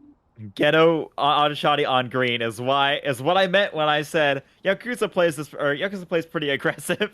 We'll probably see the play a little aggressive, and we're gonna see that going on. Oh my God, Jet gets a awesome headshot on Argo there and takes him out there. That is what I said. Yakuza plays very aggressive. Jesus. Okay, so that is pretty bad for them there. There's plumbed out. Wait, where is? They are actually going. Wait, I'm confused. They have okay. I think Akazu just put the door charge on conveyors there. So I think or not on conveyors, they're on the dock there instead of conveyors. And we are going to see a nade on that conveyors. Is that conveyor door open? I'm not entirely sure. We see Ghetto take out Plebdo there, but Billboard is going to take out in response there. That is... At least taking out 2 already is pretty big here. Ghetto's sacrifice will not be in vain.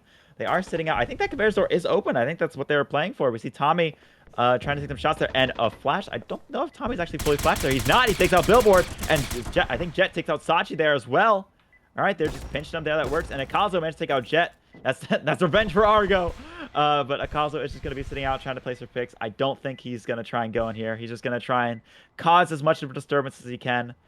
Make sure they can't get that mop. Probably is his best idea here with that Saber. He's going to be watching. He's looking. But yeah, so far, we saw that aggression really work out for Yakuza there, taking out Ghetto there and having that door open just to bait Billboard and SaChi to come in. And I'm really surprised Tommy didn't get a flash on there, and that was able to just murder Billboard there, and Jet was able to just confirm on SaChi. And Photon is going to get that mop. So Akazo is just waiting out the timer at this point. Yeah, and he's actually, he just managed to have Clacker as well. So yeah, he is a high value target right now, but I don't think anyone is going to risk anything to try and take him out. So the round will go to Yakuza here. And Photon able to bring over the mop for the next round as well. So not too bad at all to start off on the right foot here towards the latter end of the first half.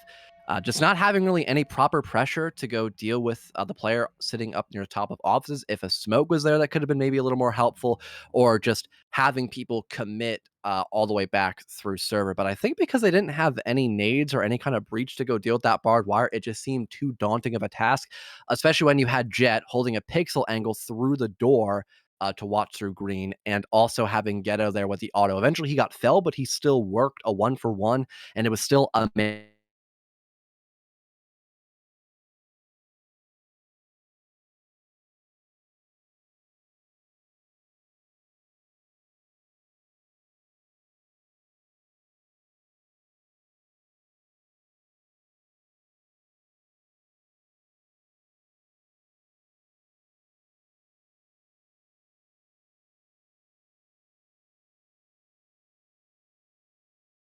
Time. Listen, GB, I know what you're thinking.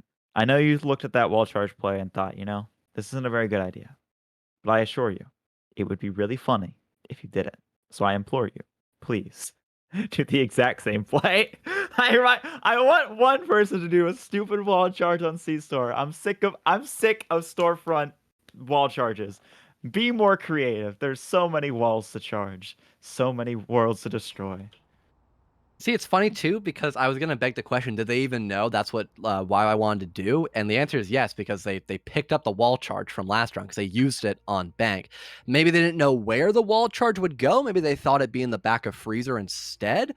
But they still understood there was a wall charge in play, or at least as being attempted by YY. It seems there aren't going to be any wall charges on this round. I guess it'll get saved for the next round. But a door breach leading into RK will be the main decision so far for GB. Not a bad idea. You can immediately get lights control and then start working your way from storage into the back of fridges to go for this defuse. And so long as you have someone watching this wide swing in from freezer and then having a couple people just kind of proxy around from the back of these shelves, you should be fine to at least bait the defuse and force the defense's hand, especially when they have pretty much just teller doorway to come back from if nobody's in storefront. That and also freezer, like I previously mentioned.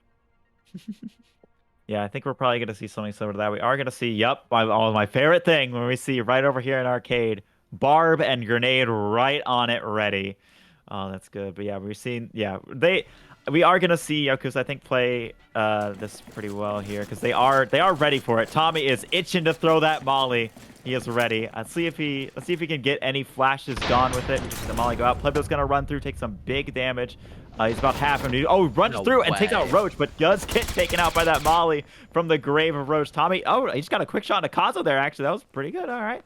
I see Jet's going to pick up that barb or try and get it down. I think he does get it down, but it is not going to be enough to save his life. Sadly, Billboard is going to get a flash in there. That's going to make Photon and Ghetto try and rotate away. Billboard is going to be trying to take some shots from there, but nothing.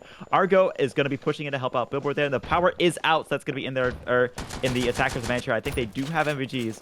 We see SaChi is going to be pushing in with that Saber, trying to take out anyone on that arcade way. Billboard is in that fridges, and Ghetto is hiding, ready, I think, for SaChi, but I think Billboard might see Ghetto. Billboard sees Ghetto and takes out him from behind. Photon's going to try and take up over there. He was just ready for him there. We see, oh, Argo managed to get around to take Tommy. I think he was trying to get for Photon, but Photon had to be standing in front of Tommy, or Tommy had to stand behind Photon, and Argo takes out Photon, and the round is going to go to GB.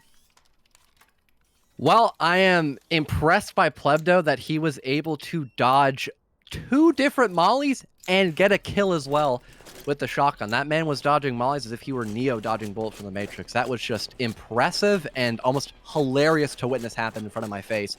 None of the mollies really doing all that much damage for the defensive side in their favor. They were able to at least slow down that arcade push for a little while, but eventually it was just not enough, I suppose, especially since they didn't really time their mollies properly, as we had Plebdo manage to consume 2 of them off the bat, and then only 1 was left, and that one didn't even stave off the offense for that long. And again, having the lights in your favor and not a lot of flares were put in proper positions to actually deny that lights play, it made things 10 times easier for GB, despite the fact things were literally down to the wire, as it did end up coming down to a 1v1 between both Argo and I believe it was, I'm not too sure who it was on the side of the defense, but they were just the players stacked up near Freezer, and they had to, oh, okay, thank you. He had to go end up swinging out to stop the bomb pressure that was happening by Argo as well. So really well done by GB, despite a completely, I want to say a chaotic round. I think that's the best way to put it. That was just complete and utter chaos by GB.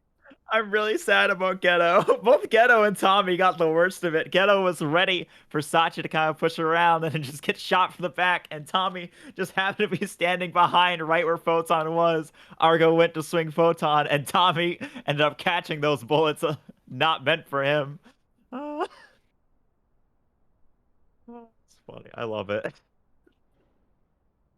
Interested to see what GB want to try to implement here this time. They don't have any more door charges, so they're going to have to wall into loans. They had an idea proc of maybe wanting to go wall charges into security so they don't have to deal with any of accounting or the revolving doors that I mentioned earlier, but get in and go for a wall charge play properly, it would be pretty challenging. You have to go all the way through manager, then go through teller, then this. It's just something you don't want to try to do. It's just much easier to go in through loans and then probably just work your way from main or back hallway leading into accounting, then go security, hit the button, and then you're right next to the vault door anyways. So it's a lot of the map that you just simply don't have to deal with. If you have somebody just watching the flank from loans in this long hallway, you're pretty set for a whole half of the map.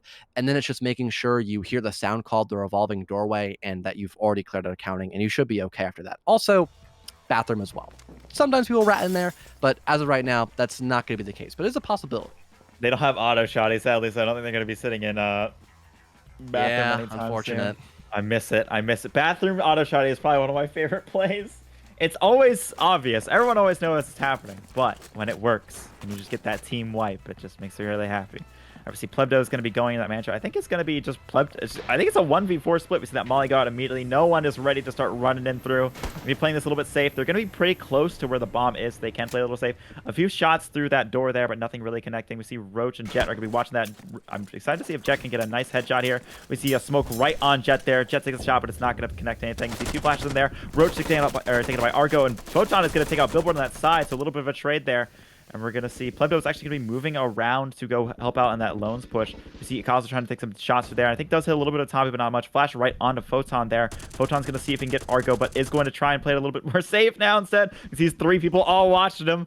You know, it's a little scary when you turn the corner and see three barrels pointing at you. You're like, you know what? Let's go back in the lobby. Maybe the lobby is safer this time of year. So that nade go on that barb is going to be big. That's going to make Tommy not able to hold that as easily as he was expecting. We are going to see Jet watch that hall as well. Honestly, Ghetto's actually going to be running in instead. He's going to take some big damage to Argo. Takes that Argo. Akazo was trying to see him. I don't think. Playing a little ring around the rosy around that desk there. What are they running around? Cue the Benny Hill music, but Akazo does take out Ghetto instead. We're going to see Tommy taking some shots. Takes out Akazo. Plebdo in response takes out Tommy.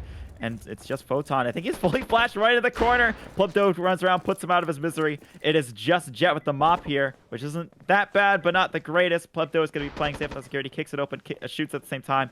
And we're going to be watching Jet watch through there. They're going to open the button. SaChi is going to be running around to that vault. Jet's got to move around and see if he can maybe get a shot through there. But I doubt he's going to see anything. Nope, they are going to be defusing pretty easily here.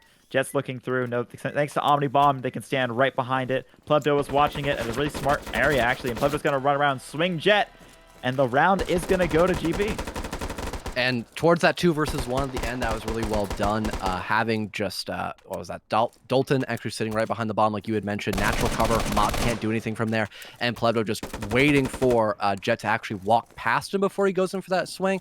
That was a great team play by GB to guarantee that last round. And again, they didn't really have to go push into lobby directly. So anyone working their way in through hallway or watching hallway was just kind of doing nothing. I felt like the inactivity there by Jet was a huge reason as to why GB got away with a lot on that round when pushing out of counting. Because if they had to deal with the mop trying to funnel into that green doorway, it probably would have been much more defender favored than what we had seen actually construed during that round. But because we just had quick flashes being thrown in through accounting and eventually enough bodies were thrown at the problem, that was enough map control to go hit the button in a 2 versus 1 and force Jet in a pretty much impossible position to come back from.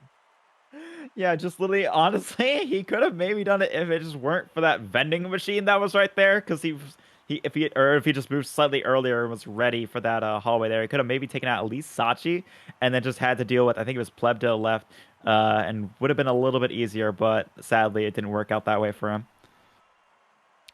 Killdome now up on the drawing board once, or now for the first time, funny enough, in the second half.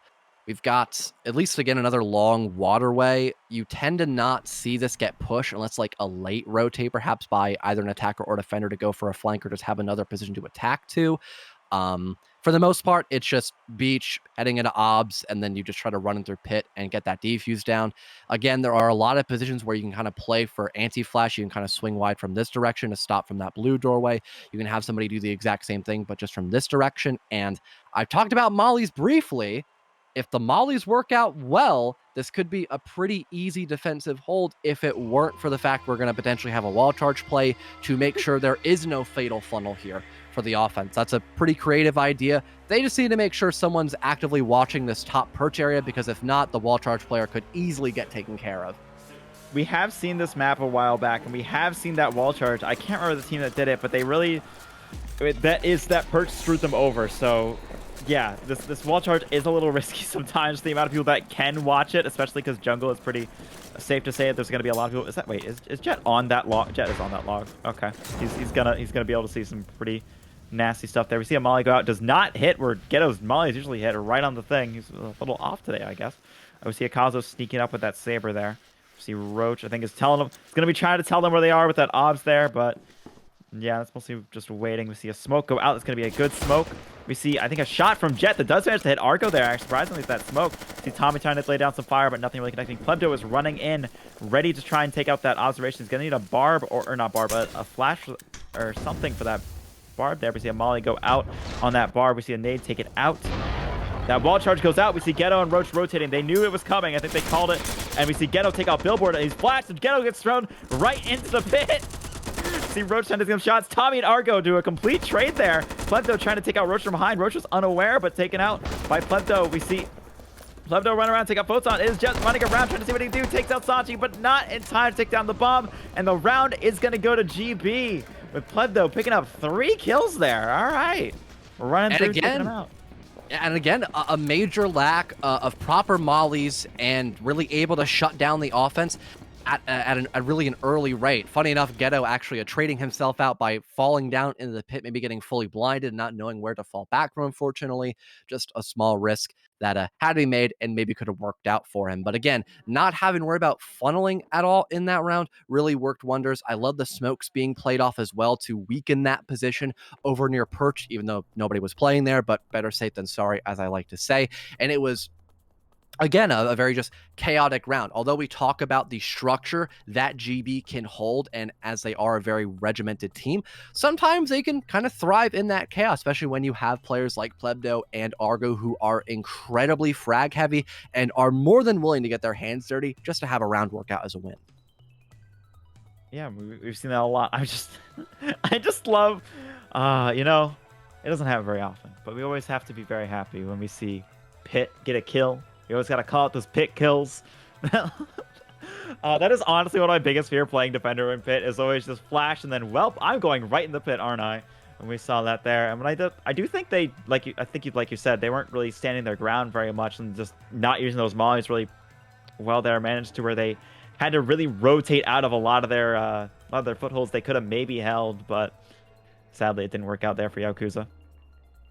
Yeah, funny enough, mentioned this game 1. Both teams not been doing the best with mollies. You know, they've been kind of bad most of the time. But you know what? If there's one thing to be bad at, I guess it's kind of mollies. They're a little forgiving most of the time. But, you know, it's something I'll bring up again when someone throws a molly the wrong way and I start getting flustered once again. But funny enough, since we're, you know, reminiscing a little bit about pit plays, remember one time Gnomes versus GB where Dalton, or SaChi at least, actually fell off the pit to make sure nobody could pick up his weapon after he found a 3K. It was a pretty cool strat, and when I saw it originally, I had no idea what it was, but, you know, a little fun fact, I guess, since we've got plenty of time to kill before we go into Kill House. It seems for the offensive side of GB, they want to just kind of charge in through Kitchen, and if they also don't go in through Reception, that could be problematic, because if a rotate is had, then you could kind of get, you know, pincered in from both Brick House and Reception, but it seems like most of the defense is stacked up over near Stage, so the only person they're going to have to deal with as of right now is probably going to be Tommy just by himself with a molly and a group. I'm curious. We saw someone get peeked by the UAV there. I'm trying to figure out where that was coming from, but I don't really know. We see tons of fire in there, tons of wall bangs going through there, but nothing is connecting. They're doing some interior decorating there between both teams there. We see Ghetto trying to shoot through there. It's honestly not a bad wall bang there. That's going to keep them out of there, at least for a bit. But SaChi, I think, took a little... No, SaChi's managed to take a little bit of damage there. We see Tommy trying to get to that door. Tommy taking some damage, actually, as well. Argo and SaChi both really hurt on GB there. Just lots of wall bangs between both sides. And, oh, actually, Tommy managed to get Argo there through that door there. Oh, we've got a minute 10 to go, and it's still just only Kitchen control, and all these wall bangs just seem way too oppressive here for the offense. They've got a couple nades and flashes to work with, but do they have the intel, especially about Jet's position? That's probably the bigger question going in this final minute here, Sid.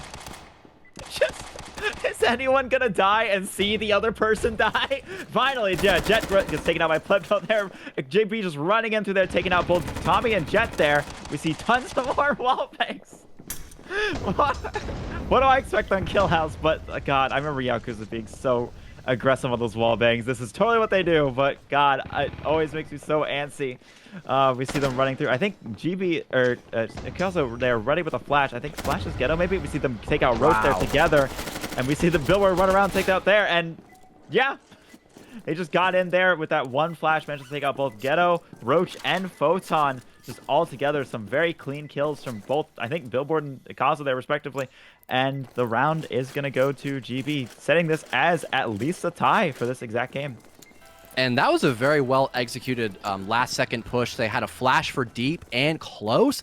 That completely denied Ghetto and Roach of doing anything. And Photon, well, I don't really know what the hell happened to Photon, because he had a flank being attempted. I don't know if he just had to get caught on a reload / rack, if he got fully blinded because of when he pushed, or if he was just not in a good position to go for the kill. Maybe he was trying to be more patient. He didn't just do anything, unfortunately. Off the rip, the wall bangs were pretty good for YY, but eventually you're going to have to run out of ammunition, fall back a little bit, and eventually forfeit some of that map control and some of that pressure. GB were more than happy to take that. And also, because the full autoplay did not work out at all, which has been kind of a common occurrence here for YY so far, it allowed also a lot of success to be found in not only the end round, but the early round too for Global Breakout as well. And like you had mentioned, they already take match point in a complete night to day comparison from what we saw in game one, where it was very back and forth. And for a good portion of that game one, it was YY in the lead. And now GB are just crushing the opposition of YY. It might have, when I said that, you know, maybe Yaokuza needed a round, like a game to warm up, I might have said the wrong team. I think it might have should have maybe said GB there instead, because it is not going well for Yaokuza here. And I will say, if in this series we keep seeing the auto shy get disrespected, I will start taking it as a personal attack. I need those auto shy kills. It's what gets me up in the morning, man.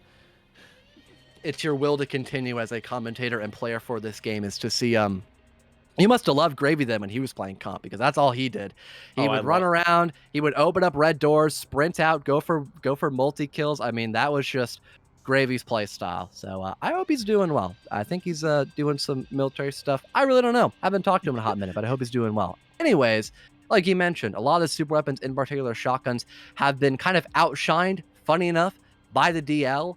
But I don't think we're going to be seeing any of those major super weapons here, except for that saber on the board as of right now, because a lot has already been expended as it is the final round in the third quarter. And for GB, looks like they're going to go for a common 3-2-esque split, going through the free door and server, and then also trying to get office control as well, probably to apply more pressure from pipes to help out those server people, and just to get long range contention across basically all of factory besides toxic, I suppose. But they can just ignore that part of the map if they want to. I think they're using a little bit of map knowledge, because I think if you see, I'm actually doing a 4-1 split, it seems. But on that office, I think if you blow that with the door charge, it does blow open those server racks there. I'm pretty sure, so you can actually see through. And we see Tommy trying to be a little aggressive on that green, but gets taken out by Plebdo. Just no, no, no, not today. Yeah, we see those server racks do get blown up. So yeah, I'm pretty sure that happens. But so they're definitely playing off that a little bit. Photon ready for Yaokuza to get through there, and basically GB has all of server farm pretty free, even toxic pretty free. I'm actually really surprised how much they're letting GB get here. I think Ghetto's gonna have to try and do some good work on that server farm to pipeworks, or else that's gonna be really rough. But we are probably gonna see him get taken out behind. Nope, actually in front. Billboard walks up and goes, yeah, no, I just got him. It's all right. Photon taking a little bit of damage, trying to take out Yaokuza there. If they can keep that saber out, that is gonna keep them safe a little bit. But it is currently a 3v2, and it is gonna be a little rough, or not 3v2, a 3v4. And that is going to be a little rough. Yaokuza is taken down, though. So that saber is gone. That's going to make them a little bit safe. But Plebdo does take out Jet there, getting through there. And Photon's going to jump down, trying to Assassin's Creed take out Billboard there. But Roach is taken out at the same time. And, oh, wait. I missed this. But I think somehow Photon managed to kill Roach at the same time. And the round, actually the game, is going to go to GB here.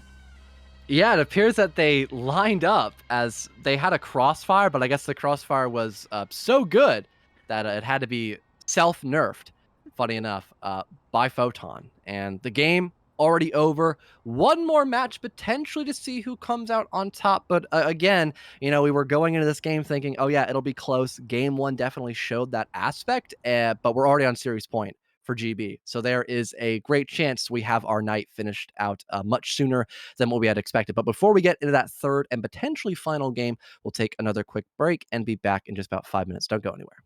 Yep, we'll see you then. Be back. Well, Sick, after a pretty much blowout match from what we saw over in game number 2, there is a strong chance that this third match might be the final one as well if we see that Global Breakout 3-0. My name is Fel. I'm also joined here by SickGamer01 if you need a quick little refresher. And we're just about ready to get the queue popped and hop into the third matchup of the grand finals between both YY and GB once again. Yep, the current score is 2 for GB, 0 to Yaokuza here, and that is... it hurts my heart. I really want to see Yaokuza do some big things here. I really want them to surprise us. I really want them to get a lick in here and get some big hits. But Sadly, GB is playing very dominant, and they are definitely showing it from that. What was it? What was the first scoreline? It was like I Seven to can't remember. 5, and then it was 7-2, like a very Yeah. different storyline. Yeah. So they are revving up a little bit, and I don't think they're gonna be done here. I think they're gonna keep going forward, which is gonna be pretty detrimental to Yaokuza here.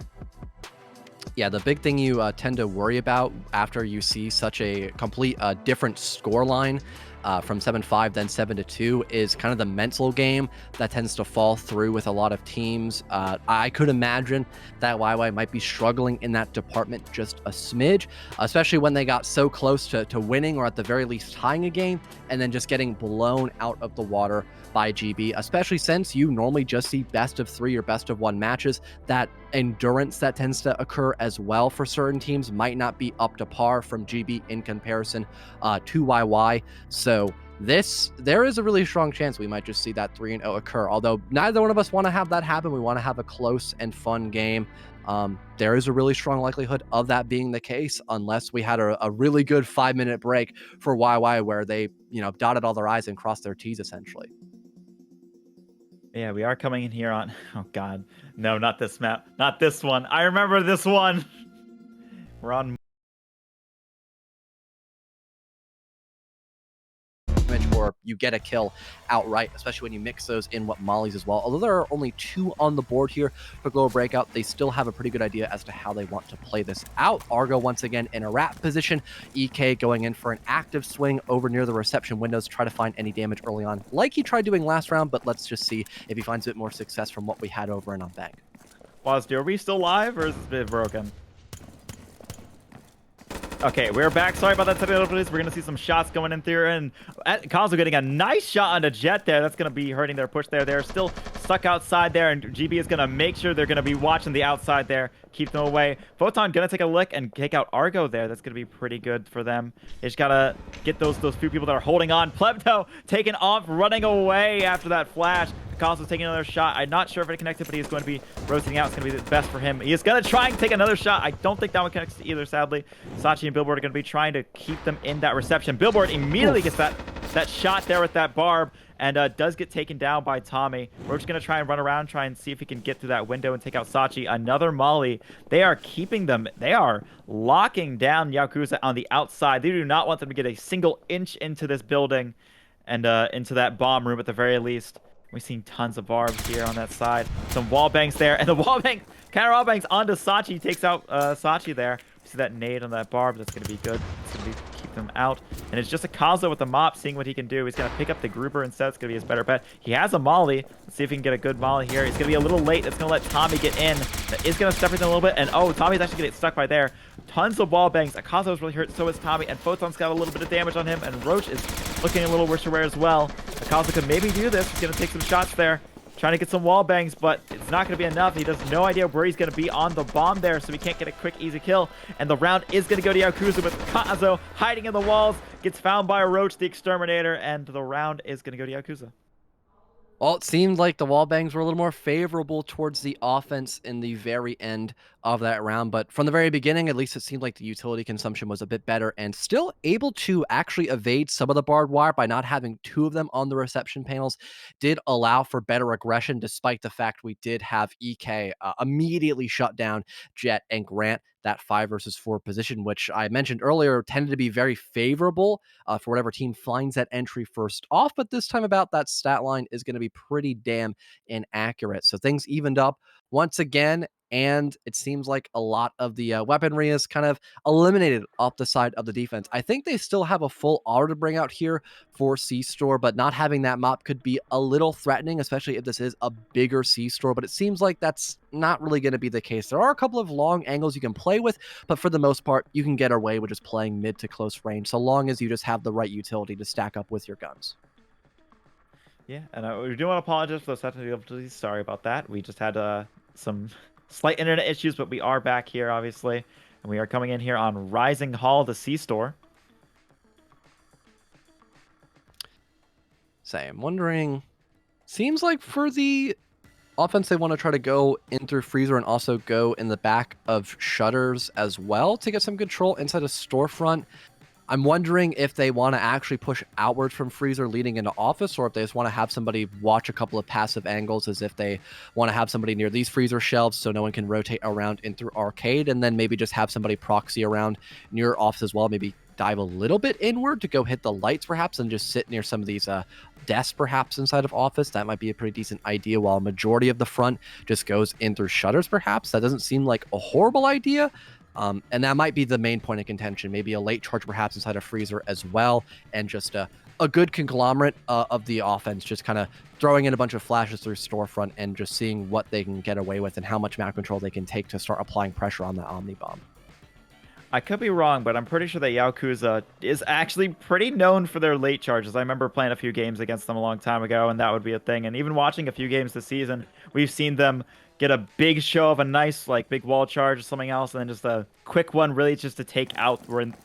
Just when the defense starts to get a little comfortable in one position, just blow them right from behind and take them all out. So I think we're going to see something similar to that. We are going to see, yeah, so it's going to be a 2-3 split. That might give it away that they might be doing a late charge, but Argo, Akaza, who were originally sitting in the freezer, are going to be playing... Oh, actually going freezer first? Okay, okay. Not what I was expecting, because that Molly go out immediately. That's not going to get anyone, and I think that's open. That is open, because Plebdo manages to just rip through Jet there. Akaza goes out, loses 2 barbs outside, but Plebdo is going to get the refrag and take out Photon. I'm speechless. I didn't actually realize I had that open until Plebdo decided to just go, I got it. Just take out both Photon and was it Jet there at the start. We see Ghetto moving in. I think he's gonna see. I think it is close by now. Tommy and Roach pushing in. Tommy managed to take out Plebdo there. Argo gets the refrag out of Tommy there. You can see that Molly burnt, just give him a Viking funeral over there. We're gonna keep them out there. It seems. The wall charge does go out. We see Ghetto and Roach are gonna be playing this a little bit safe. So is GB, honestly, because they don't even need to really. It's a 3-2 lead on how many people they have here. Roach taking a little bit of damage, trying to take some shots with Billboard, having a little bit of a fight with Billboard, but nothing really connects. We see a flash go out. That should maybe flash Argo, but I don't think it does, because Argo is banging shots at them. We see, Roach ran around and take out Billboard. Ghetto is in a nade, almost takes out Argo there, but it is not enough. SaChi's going to come around and take out Roach. It is just Ghetto versus Argo and SaChi, and he can maybe swing it, but nope. Argo's going to swing and take out Ghetto, and the round will go to GP. So still a funny altercation, having the shutters open like we had mentioned. Jet goes down. EK doing a little bit of trolling here and there, I'm going to be honest. I think he was trying to throw the barbed wire out on some of the shutters and maybe allowing them to be, like, I wouldn't say left open, because it just gives way too many sightlines for the offense, but I really can't come up with a good reason why EK would just have 2 barbed wires in his back pocket and then proceed to go for a swing. Either way, though, after we had that equalization and then control of freezer, things were still looking all right, but because that wall charge took way too long to get activated, it was still kind of a funnel leading into freezer, allowing Argo to safely trade things back out, making it that 3v3. And then again, we still had those mid-range areas to be held by the defense, and not enough utility from the attack to properly clear out people like Billboard in a timely manner, which allowed for an immediate trade to happen, and then just that 2-1 to play out, basically in a crossfire eventually, if we had, I believe it was Argo a little bit faster on that reswing from the top area of storefront. So 2-1 for Global Breakout, like we saw over on game 1, but it's not a complete blowout just yet. Obviously, we'll have to wait and see how effective this defensive side can be in the first half for YY. Yeah, we saw GB play really aggressive there, and I think Yaokuza is going to have to probably be a little bit aggressive as well to meet that standard. Because, I mean, we saw they didn't even get in the building on this map. The other map, they got through, like, they finally got on the bomb, but they had so much fight to get there. And then last map, they opened the door wide open just to take them out, and took out 2 and just running out on them. So I think GP might be getting ahead of themselves here, but it seems to be working out for them so far. So Yakuza's going to have to match that a little bit. Well, heading back into this bank, one of the bigger issues was, again, the early capabilities of having that funnel in through lobby. If you have problems potentially clearing out anybody in through security as well, you get this deadly angle too, so you can crossfire from both TSA and also the teller window, even the hallway door as well. So it can be a very problematic push that GB are going to have to go through. But if they want to just sacrifice the grenade early, it can be much easier just to break through that lobby barb. And these couches in lobby as well can be destroyed via that grenade as well. So if you want to ignore the barbed wire altogether, maybe pop a nade in this direction instead, get a nice little angle all the way down through hallway doorway. That could be a possibility as well, especially if you can smoke off tellers and maybe TSA as well, just to weaken those crossfire capabilities for YY. We're gonna see that door charge go out. We're seeing, oh my god, I just love the fire line on the right there on tellers. Every 4 people on teller and all. We see the flash go out and another smoke, but nothing's gonna be connecting here. I think Flo does take a little bit of damage. Jet is hiding in that security. Oh boy.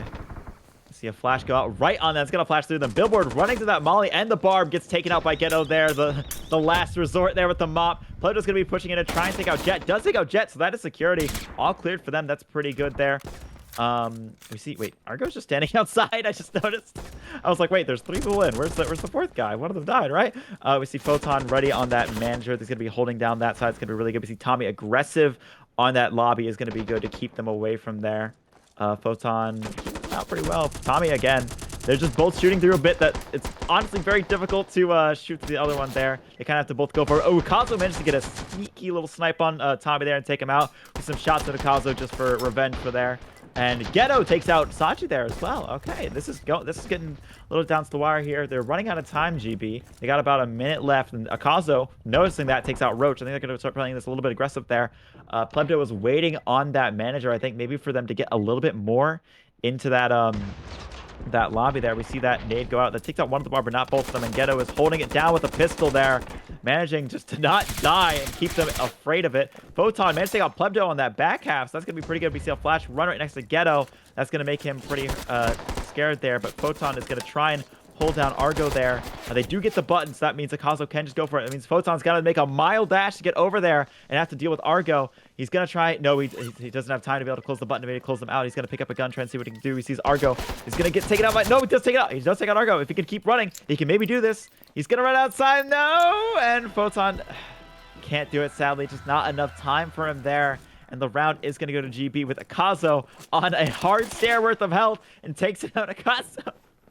But it doesn't matter.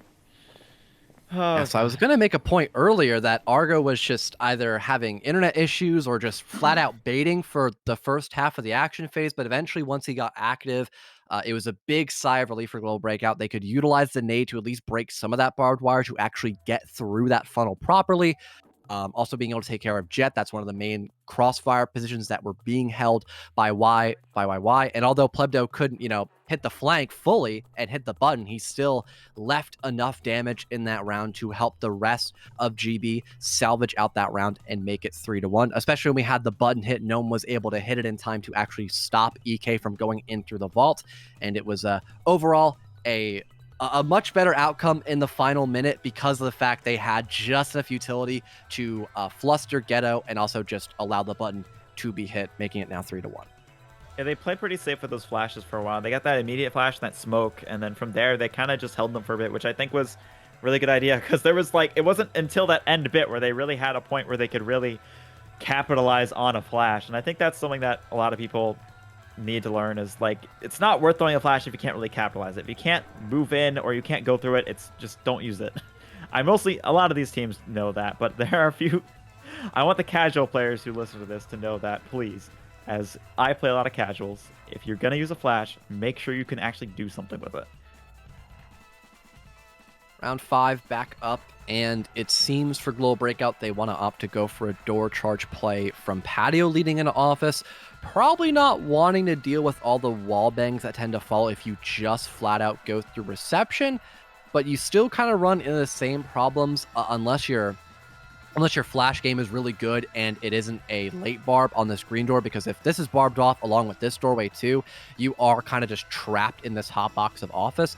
Although I could imagine fingers crossed, we don't have a barb immediately on that green door. It'll be just prepped lately. It's only the barbed wire being placed so far on the back. Oh no, they are not going to late barb it.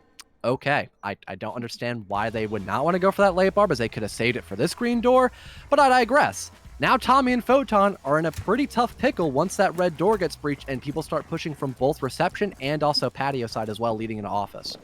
I do think Tommy and Photon here are going to be playing for death, which is, I think, in Yeah. at least in the spirit of Photon there with the shotgun there.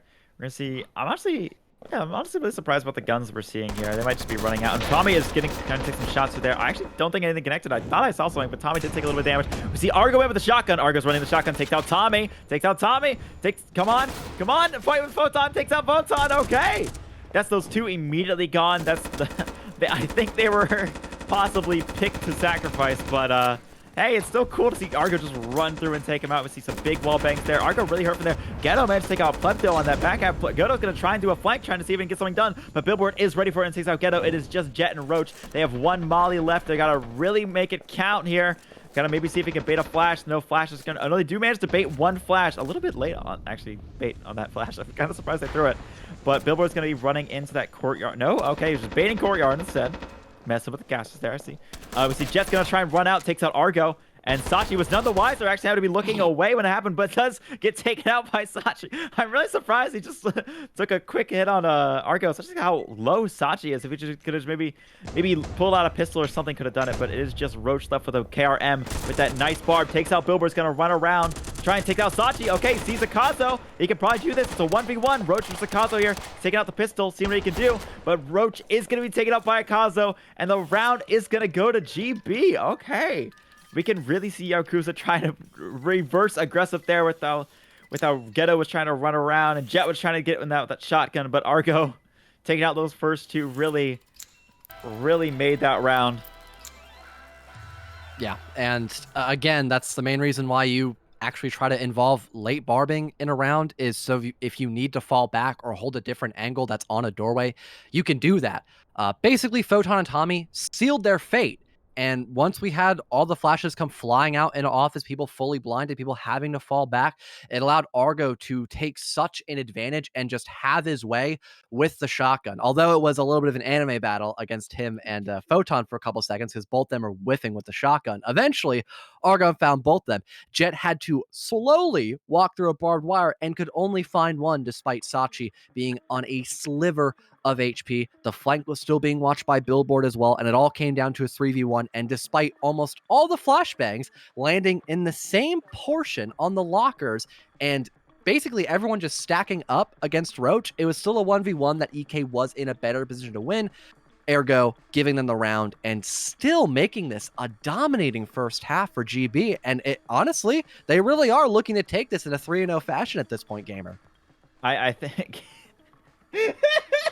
Sorry, no one ever calls me gamer, so every time it always makes me laugh. And combined with, I'm still laughing over Jet just running through and man, just take out Argo right when SaChi wasn't looking. I don't know why, just some Looney Tunes stuff on that.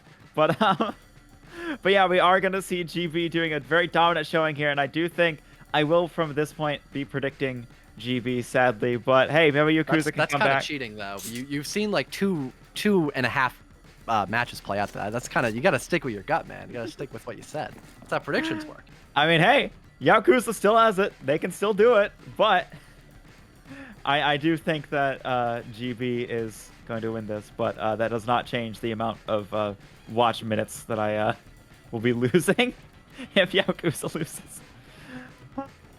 They better give me my points. Yeah, it seems like for GB, they want to either get on the Stellaris grind or the R6 grind as quickly as possible. So they want to end this game as fast as they can. So they are looking to take this, like we said, in 3-0 fashion. Although, we've got the full auto back in the game. So maybe that could be the saving grace for YY. Although it hasn't been, especially when Arco or Plebdo is just running around with a pump action shotgun. They tend to just wither away the full auto. And you can correct me if I'm wrong, but I think didn't the auto get slightly nerfed at some point, right? Or has that not come through yet? I think the recoil might have been changed, if I remember. But the shotgun shells in general do more damage now. Or at least have better, like, hit spread stuff. We see... Oh, they're going to be doing that wall charge on the shed. I think they're going to be going for lights here, or... No? All right. There they go. I was about to say, Here, come on, guys. You got it. It's free. You can do it. But there they go. All right, we see them pushing into there. Jet trying to take some big shots onto... Actually, oh, I swear I saw him connect, but they didn't. Argo taken out by Photon, and Photon tries to run in a little bit greedily. It's taken out by Plebdo. All right, we see Kazo trying to get some damage. Does actually get a little bit of damage on Tommy. They know where he is. We see Amali there, ready to keep SaChi in there. And they get... GB has that entire top bit. Ghetto getting some big wall bangs onto Plebdo there. That's going to be big. Keep them away. That's going to soften them up a little bit for Tommy. SaChi's going to be trying to go through that door. And Tommy is waiting on that freezer, admiring the chicken nuggets, ready for him to come in. A lot of wall bangs on there. I don't think... Yeah, they don't have that nades. They are going to pretty much have to go freezer here, and we're going to see that smoke go out. That might be in Tommy's actual favor. Tommy's going to run in. He's going to take some shots. And no! No! SaChi takes out Tommy! Ghetto takes out Billboard in response, though, but jeez, the auto shotty. Why? Someone, please, kill someone with an auto shotty. Jet takes out Plebdo in that arcade there. It is a 2v3 here. SaChi's trying to take some damage onto Jet. Nothing. Akazo actually takes out the auto shotty. Maybe they can do it right. I'm actually really surprised to take out the auto shot. I don't think it's that good at this point. But we see a flash go right onto Roach there. Oh, that's going to be big. Ghetto comes around with a shorty shot. He takes out Akazo. Auto shot takes out Ghetto there. We see Jet kind of run around. Jet and Roach trying to pitch Akazo. And the round goes to Yaokuza there. Took a little while, but eventually it worked out, and at least we saw one kill for the auto. But I was a bit questionable about picking up the auto at that point as well, Sick, because there were really no flashes to close the distance, and it was just way too long of a distance to try to break with that shotgun. Even when you start applying pressure to that defuse on the bomb, you're just going to get, tag team from more than one direction. You're not going to be able to do all that much with the auto shotgun, except for maybe finding 1 or 2 kills, which is exactly what happened in Ikazo's point of view. So a 4-2 split, not bad, but also not the best either for YY, but it seems like they're still alive and kicking for the time being. It's definitely much better than a 5-1 split. At that point, I would have been incredibly questionable to see if YY could continue on to stop at least the 6 points from going down, because I'm not 100% sure or not if we have 2.5 points is all that will be needed to actually win this series outright. But that could be the case. So maybe if we see 6 rounds and then it's just GG's across the board, then we'll know that as factual. But until then, it's still not a lot of rounds left for GB until they take this full series. Yeah, well, they've got, what is it? It's 3 rounds in general for them to get. Yeah, and they've got, is this a new set right now, I think? So they're, I think, yeah, Econ's refreshed right now, so they're good. They can probably do something here. They're going to be attacking this time. Wait, no, they attacked last time. I'm a little messed up. But yeah, we are going to see a split push here, it seems, from Office and Doc here.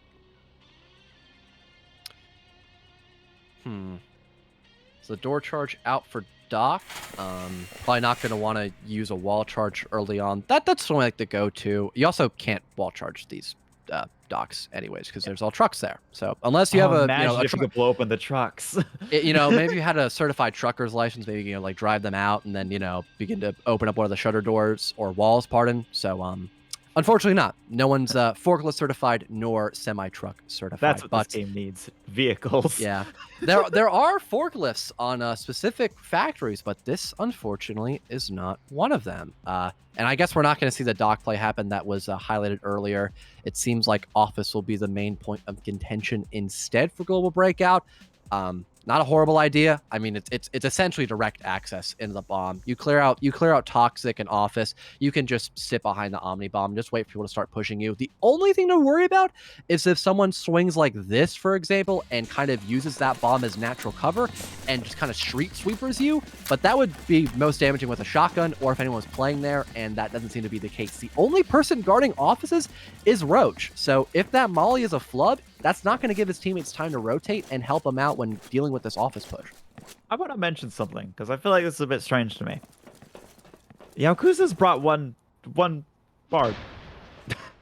No, 2 barbs, yeah. Sorry, Roach standing on 1. Only 2 barbs here, and that barb's gone. Okay. So 1 barb now. We're gonna see some flashes in there. Kaza trying to take some shots through there. I think through the actual truck to get them. And Jet managed to take out Billboard there. Roach is getting Roach managed to take out Argo there as well. He's rotating out. It's gonna be good. That's 2 down in Office. That's not bad for Yaokuza here. Gonna be pushing in through there into that Toxic. Jet trying to take another shot in Plebdo. I think it does not connect. Jet taking a little bit of damage for that. Kaza's gonna try and rotate around and try and help out his buds there. You see SaChi taking some shots, but Roach managed to take out Plebdo actually. Okay. They're actually that's 3 dead in office alone, and a trade between Jet and SaChi there.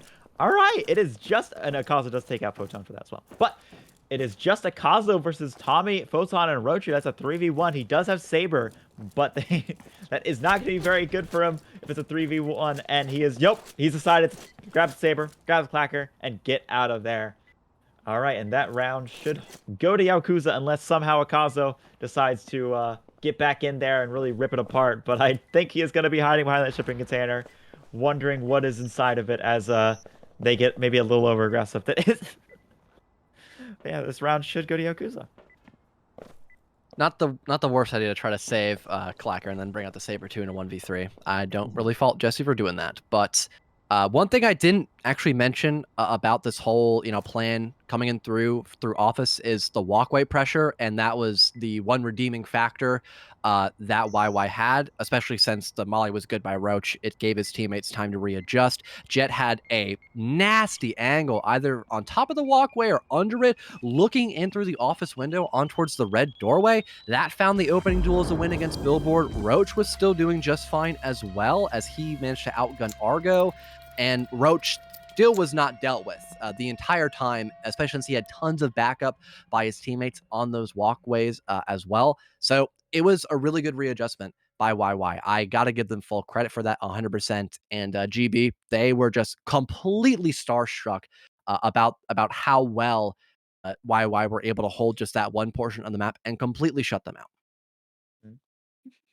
I do want to correct something. I found another barb while I was looking afterwards, so they did bring 3 barbs there, but it didn't really matter anyways, because they mostly set up for, I'm actually surprised that they did so well, because they set up mostly for a green push. But I guess, honestly, green push, if you're going to rotate anywhere, it's pretty easy to rotate for those walkways and just take out that office, and those walkways, man. It just really wrecked them there. Kill Dome back up on the board, getting to see a pretty active castle because of how many nice sight lines you can get both on the bomb and also some angles from beach leaning on top of castle. So it is probably wise to go and just eradicate this portion of the tile set from the defender's grasp, and then you can utilize some of those sight lines in your favor as well. Only problem is that if the defense are aware of this, they could simply just hold some other long angles, having someone in the back of one of these 2 ruins with a mop and waiting for people to start peeking out on those windows, and instead just having someone, aggressively holding castle. I think that's what the defense want to opt to do, because they have some barbed wires placed where if you start walking this barbed wire, you get caught up on this nice little line of sight here from someone sitting in the top of ruins or someone mopping in the back of here, which is highlighted now by YY. So it's a pretty good strategy. So it's a nice little counter maneuver to make sure that even when GB get control of castle, they still have to fight for a lot of contention, and they're not completely out of the thicket just yet. Yeah, we are gonna see this 2-3 split here, which is, yeah, it's pretty good. I figured, I feel like this is on every dome. There's always have someone going beach, because I feel like beach is always just nice, especially if it doesn't have any actual vision on it. If no one is really watching it, the way that seemingly they're set up right now, there'll probably be one person at least. It's really nice just to get some free people into that green. And yeah, that barb is going to be really deadly on castle. I'm going to see, no, they have not brought in nades. They aren't going to have to really worry about that. And that little angle that they've set up there that I think it's funny both sides have drawn is not going to be very advantageous for GB here. I am curious if they're going to send the Saber to castle. It doesn't seem like they are. It does seem like they are at least. No, he's going to step back. Okay. No, he's going castle. Okay. Because I'm sure they were ready for that angle there. But at this point, if they, in hindsight, with that barb, I honestly would go beach. But only problem with just going through beach is you don't really get the best of positions, so it's a necessary evil to have to kind of go and castle at that point. Sick. Yeah, we're gonna see them moving in here. We see some flashes, but nothing really connecting. Ghetto, I think, getting shot at a little bit. We see Argo and Jet having a little bit of fights there, but nothing. Playing it very safe right now. Actually, they're kind of just standing around. All right, well. We see, oh, there we go. That was the exact thing we were looking for. We're looking for Jet and Akaza with that Saber battle. Jet took it with that headshot there, and that is going to be Saber down. That's going to be pretty big. We see Billboard actually take out Roach there. I wasn't actually sure if he could see him there, but he can see him and took him out there, and that's going to let them push up pretty freely to that base way. Ghetto is going to be watching that castle, it seems, and Tommy is also watching nearly towards that castle. So that is going to let them get through, but Photon is watching that base and takes out Plepto. Argo is going to be sneaking around. You can see him to that water there. He's going to be moving up quickly on Photon. It does take out Photon. That's pretty big.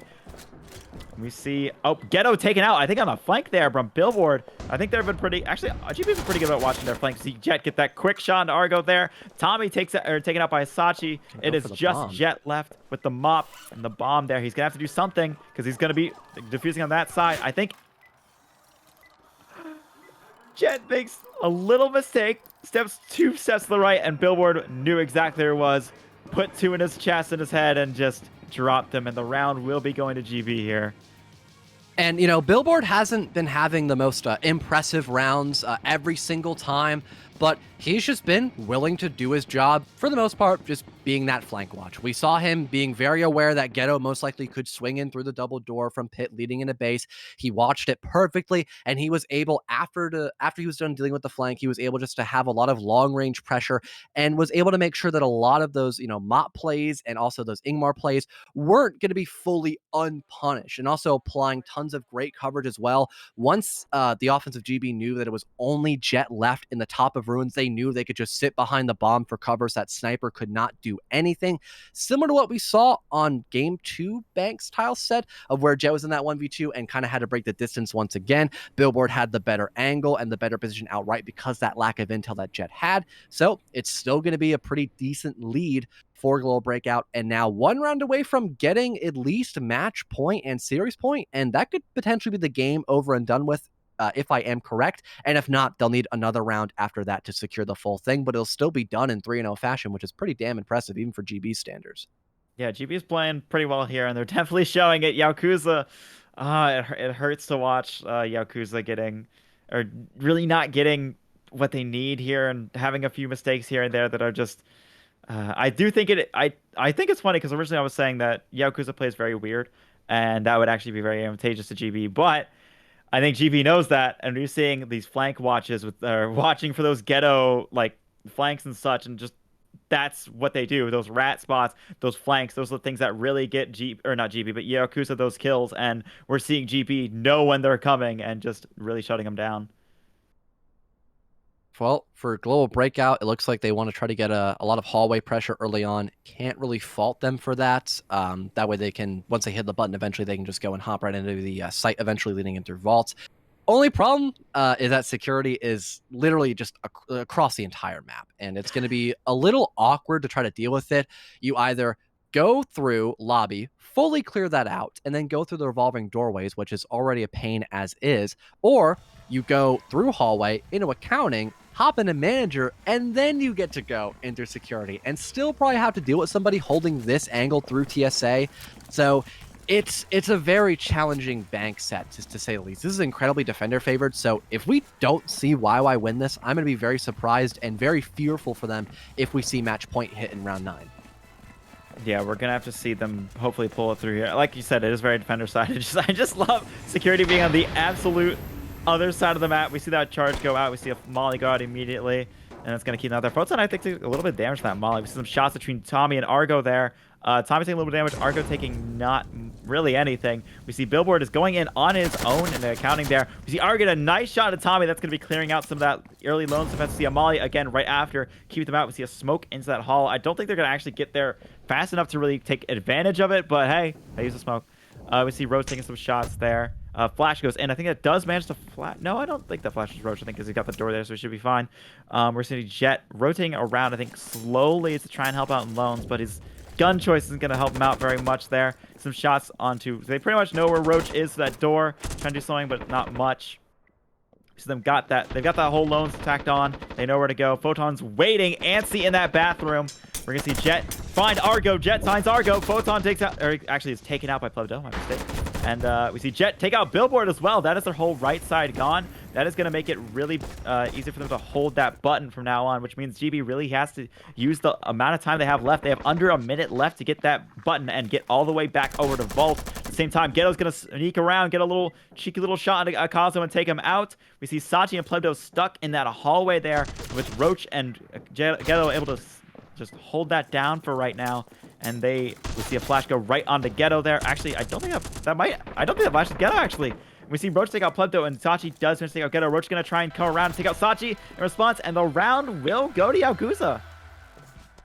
It seemed at the very beginning things were looking great for Global Breakout, but I think one of the big issues was just not having any backup for Billboard there, and again, also a lack of information as to where that auto player was situated at.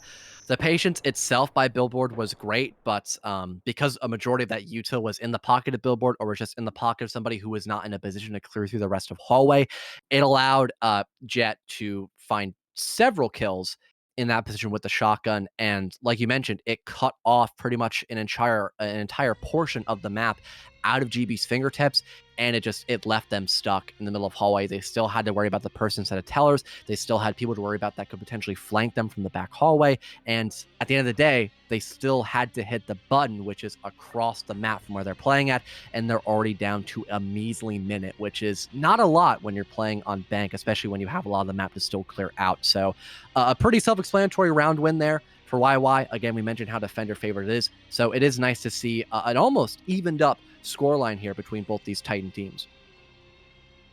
Yep, we're seeing them start to get a little bit closer, and this is what we wanted. We want to see these, each one getting around here, around there, around here, around there, to really show each side what they're confident in and what they can do. And I really think Yakuza played really well off their team. There were a few ones that were kind of just, 1vx that was kind of rough, but they did eventually start playing off each other, and I think getting some good trades that worked out. And I think that is one of the biggest things I always complain about whenever I'm watching teams is always one person versus all by accident. Everyone thinks they're Rambo, and that's really not the case. It doesn't look like we are going to have the same side for YY up to go for another office play, perhaps, unless there's waiting to go draw on the board. They might just go for a full save. Not the worst idea, especially since the last couple of, or the maps after this, definitely could use a little bit of love in terms of, wall/extra door charges, so can't really fault them on that. The only problem with this is if the defense are well aware that their only line of attack is leading in through server farm, this could definitely be a strong way of securing match and series point here for Global Breakout and only allowing a tie to go through, especially, again, if the mollies are prepped well, if EK is in an aggressive position to go outduel anybody near that green doorway and the window. I mean, you just look at both the green doors from walkway and this gigantic opening / the railways over near server farm as well. It can be a lot to process all at the same time, especially if your flashes are weak from the offense. Yeah, we're gonna probably see that happen here. I think it's funny because we saw a nade over here earlier, but we are not gonna see that barb again. Taking very few barb on this map. We see a cheeky Plebdo just going in and taking out Tommy there. They're playing aggressive. They want to get this round now. They're not content to wait for a few more rounds. No, this is it. This is the one they want, and they're gonna take it. We are actually gonna see a charger. I think they're gonna charge that instead of using a nade, which I'm kind of surprised they're gonna be using a charge. There's some big shots through there, getting some big kills, taking out Photon. Jet. Actually, Jet in response, taking out both Plebdo and Billboard. That's going to be pretty big there. They're going to be able to get that server farm. We see Yaokuza rotating out, playing the smart play there. It is a 3-3, but Yakuza looking pretty worse for Rare. Jet in a sliver of health, and Roach is about a little under half there. It's going to be hard for them to take this, but they're going to be playing this little safe. Roach is going to be looking through that upper bit there, trying to make sure they can't just get through there. We see a molly right after Ghetto kicks that. They were ready for it. We're gonna see. Maybe I kind of want to see Argo run through there. I kind of think he might, but he does not have the gun for it, sadly, so I don't think he will. But they are kind of waiting here a little bit. See a flash out. I don't think Ghetto actually took any damage there. Maybe a little bit. Oh no, that was a nade. My mistake.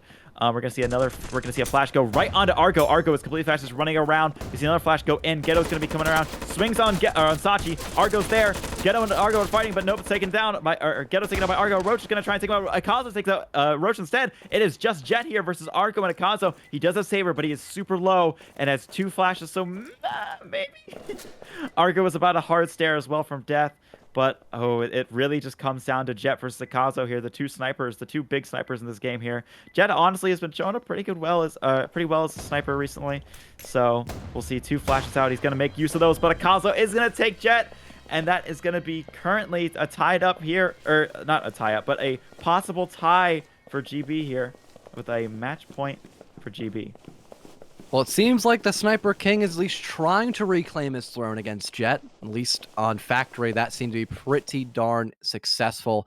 Managed to get the first pop shot over near the server green doorway. He fell back, kept playing for range because the damage had already been done. Plebdo was able to get very aggressive, and his heroics paid dividends for the defensive side of Global Breakout, netting 2 kills. And although Jet was able to dish out a lot of damage on his own as well, there was still just so much of the map to worry about, and just only funneling in through server doorway, it just seemed like a major mistake. I get it for YY that they were probably trying to play for the long game. They wanted to see what they can get away with on that last round, and then have a lot to save up for going into this kill dome and then going into the next map after that. But they just lost it, and now they're looking down at match and series point. It's not going to be a GG, so there is still a little bit of hope left here for YY. But best case scenario, if they at least tie this, all that Global Breakout has to do on game 4 is just win 6 rounds, and that's the series over and done with still. So it's a very tough battle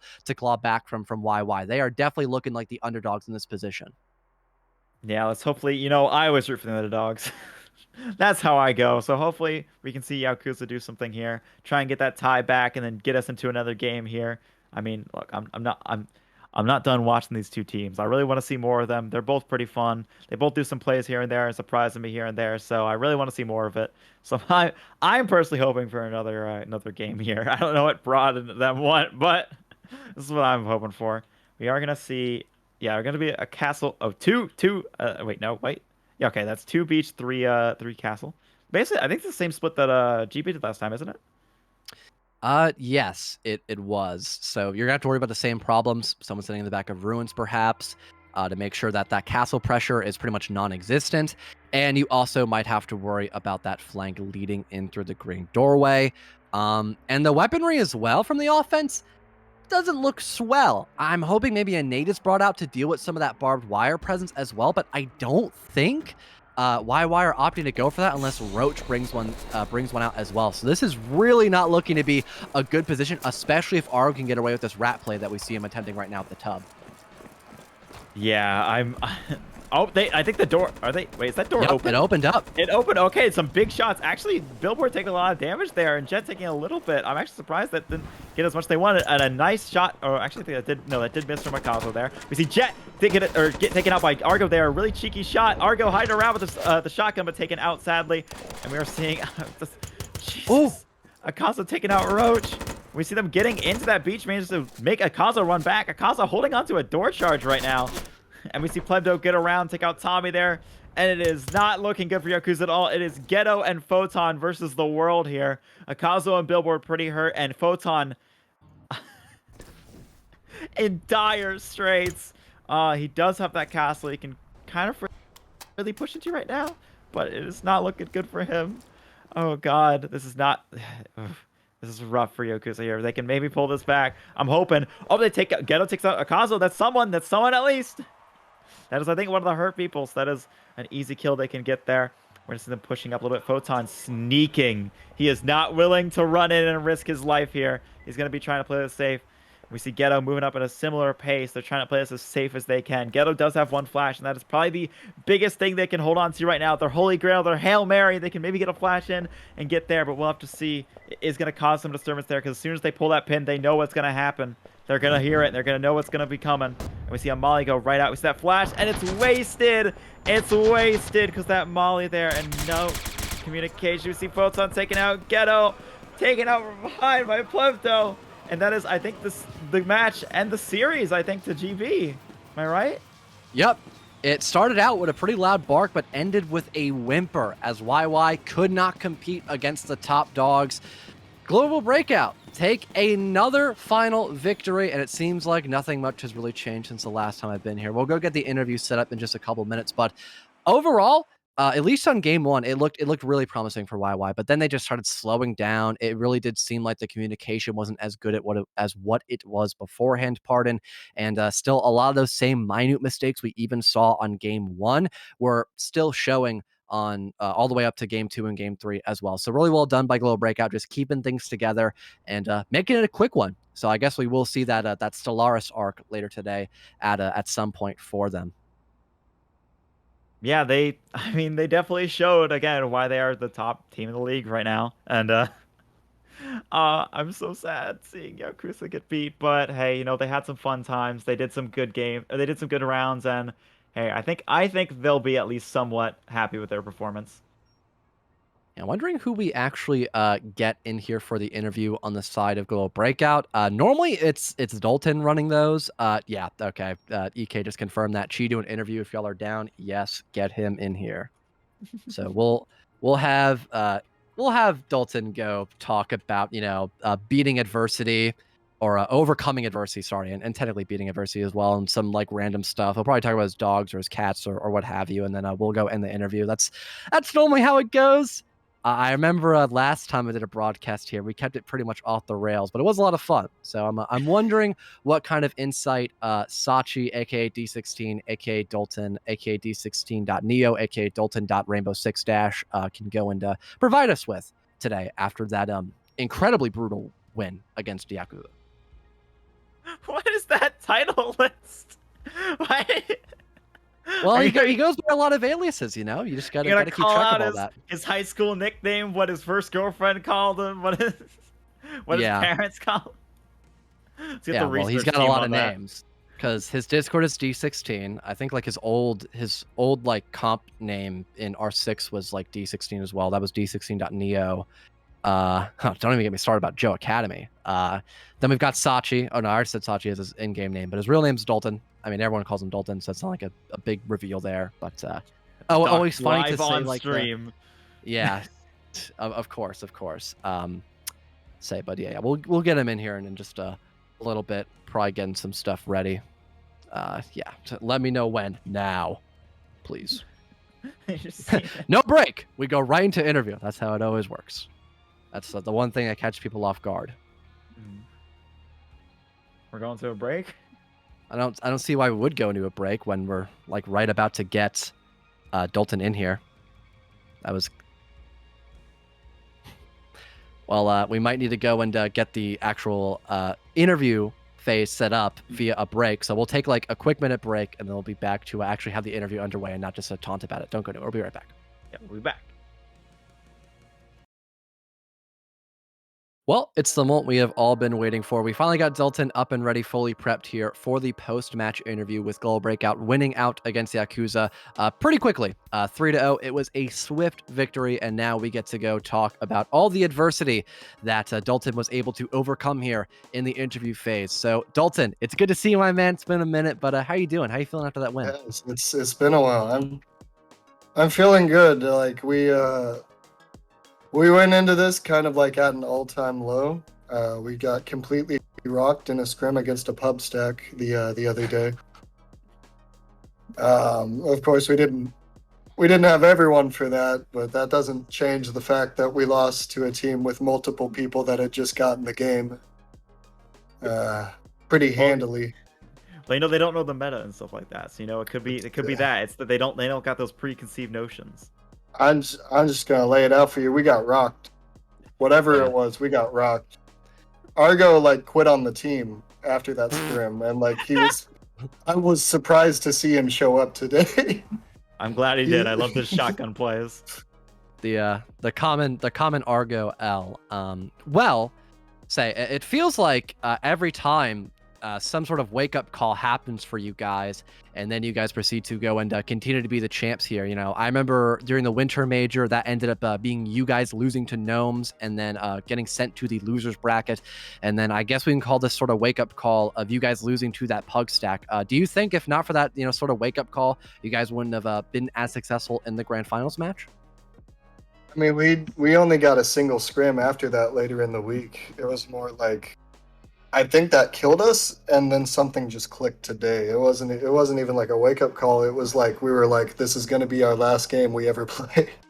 It was like we went into this saying that like like we might just show up and play the next season, but like the game's passed us by. Like it's over. But no, to be honest, like this whole season has been full of just like wonderful realizations that other teams are getting to where they need to be. Yeah, it was fucking phenomenal this season. Gnomes was phenomenal this season. Like it was. I mean, I know we got it together like in this grand final, but like everything felt like that first game where it was that 5-7, where things could have gone different ways. Yeah, fair enough. Say I know that I hate to cut you off, Dalton, of course, but you know, I feel like it. I feel like it. I absolutely hate your guts. Absolutely. So You're a menace. I haven't seen Billboard much in play. Is he an active member on the roster, or was he just a sub that you needed going into this last matchup? So Billboard has always been one of, if not the most important players for us. Yeah. And then like it hurt like hell losing him, but like we worked through it. We're never like the situation where Josh left us mid-season and we had like all that roster turmoil going on all in one go. There was a moment where we were like, do we call it now? Do we like, are we done? And then from the heavens descended Eric Billboard last name.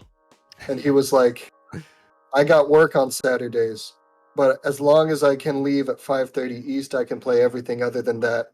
I can do the scrims. And then from the depths of hell rose Domsey, and he was like, I am also here if needed. And like that kind of saved everything because right before that I got Colin back, and that was just my end goal. Because like even if he doesn't show up, I've got Colin back. So like that's my buddy. Like, you'll never take my buddy away again. Never. Sick, any questions for you? Never ever. I think it's funny that like my usual question is like, oh yeah, how'd you guys like prepare for this? And just hearing that you were just like, yeah, we got beat by a bunch of pubs, and then like We were I guess depressed. it kind of worked out. I mean, like it clicked, and like it felt like something was off with Yao because like I feel like after that first game that it wasn't quite the same. Like they were still incredibly strong, and I do believe they could have won this game. But it felt like after that first game something became a little bit off. It started to come back in that third game, but like I said, I have so much respect for them as a team, just the amount that they progressed in the same time that we've all been here.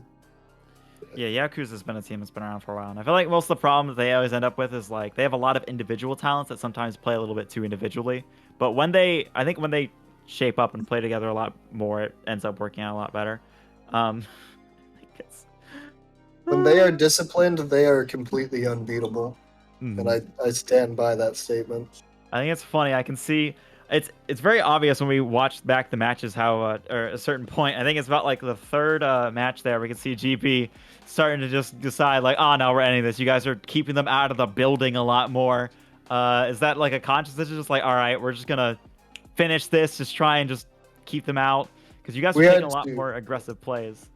We had to just keep changing what we were doing is kind of what we felt like. Obviously, like keeping aggression there, but changing how we do that over the course of the game.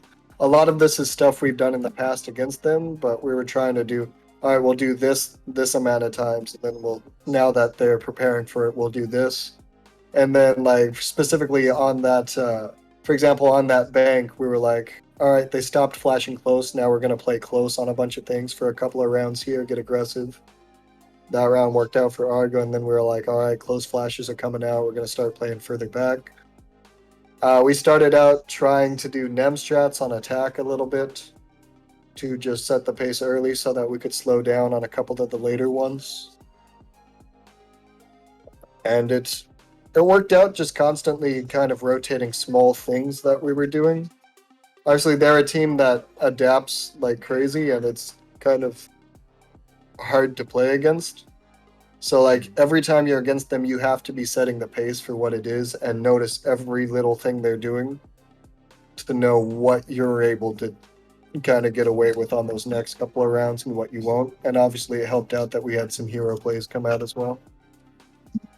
I do want to ask one question because I just feel like this is probably a good question to ask, like the top team in the league right now is, do you think the recent patch notes that we've had where they've buffed shotguns and changed on snipers really made a difference in these rounds? It's definitely made a difference. I like a lot of the patch, but I think it came too soon, and it highlights a lot of like some of what's wrong with the gameplay right now. You really start to feel hit reg a little bit more with everything kind of slowed down. Like you'll see Saber consistently losing fights to just like Grubers and APs.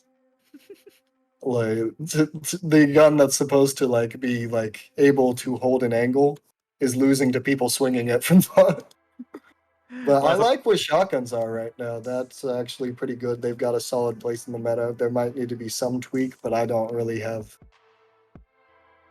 a conscious thought on how that would go about happening. I think they're getting close to being in a really good place. I don't think it's too bad.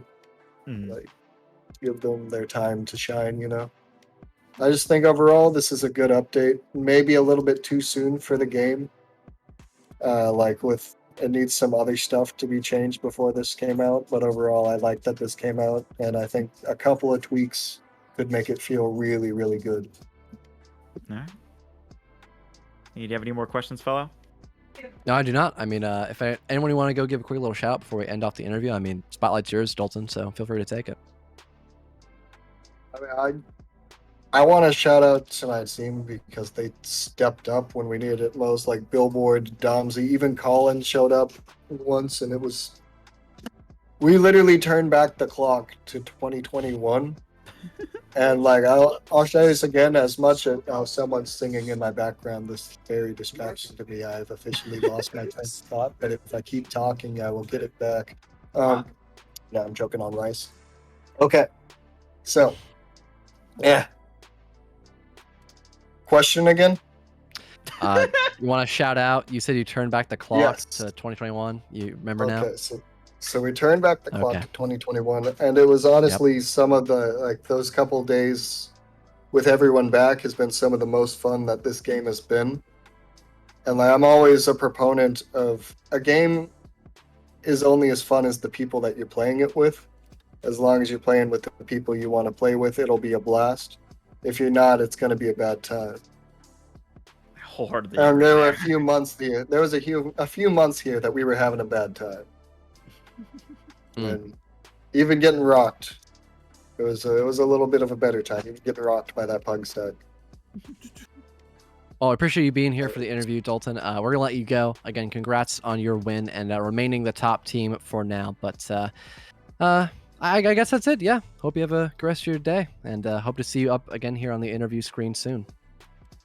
I mean, if possible, I'd also like to shout out to Yaokuza because they've been consistently stepping up. All right. It's always fun to have competition to play in, and honestly, I think next time around they might be the people coming out on top. All right. Well, spoken like a true sportsman, I guess. Nice to have some of the respect in there that you don't get all the time. But that does conclude over the interview, and I guess that concludes it for us as well. Might as well give a shout out to everyone behind the scenes as well. We had Waz up here running production. We had Luno on observation, then myself and Sick Gamer 01 up here in the casting booth as well. With all that being said, I want to thank you all for sticking through this best of 5 series, and to hope to see you all again very, very soon for the next season of DPL. Have a great night, everybody. See y'all later.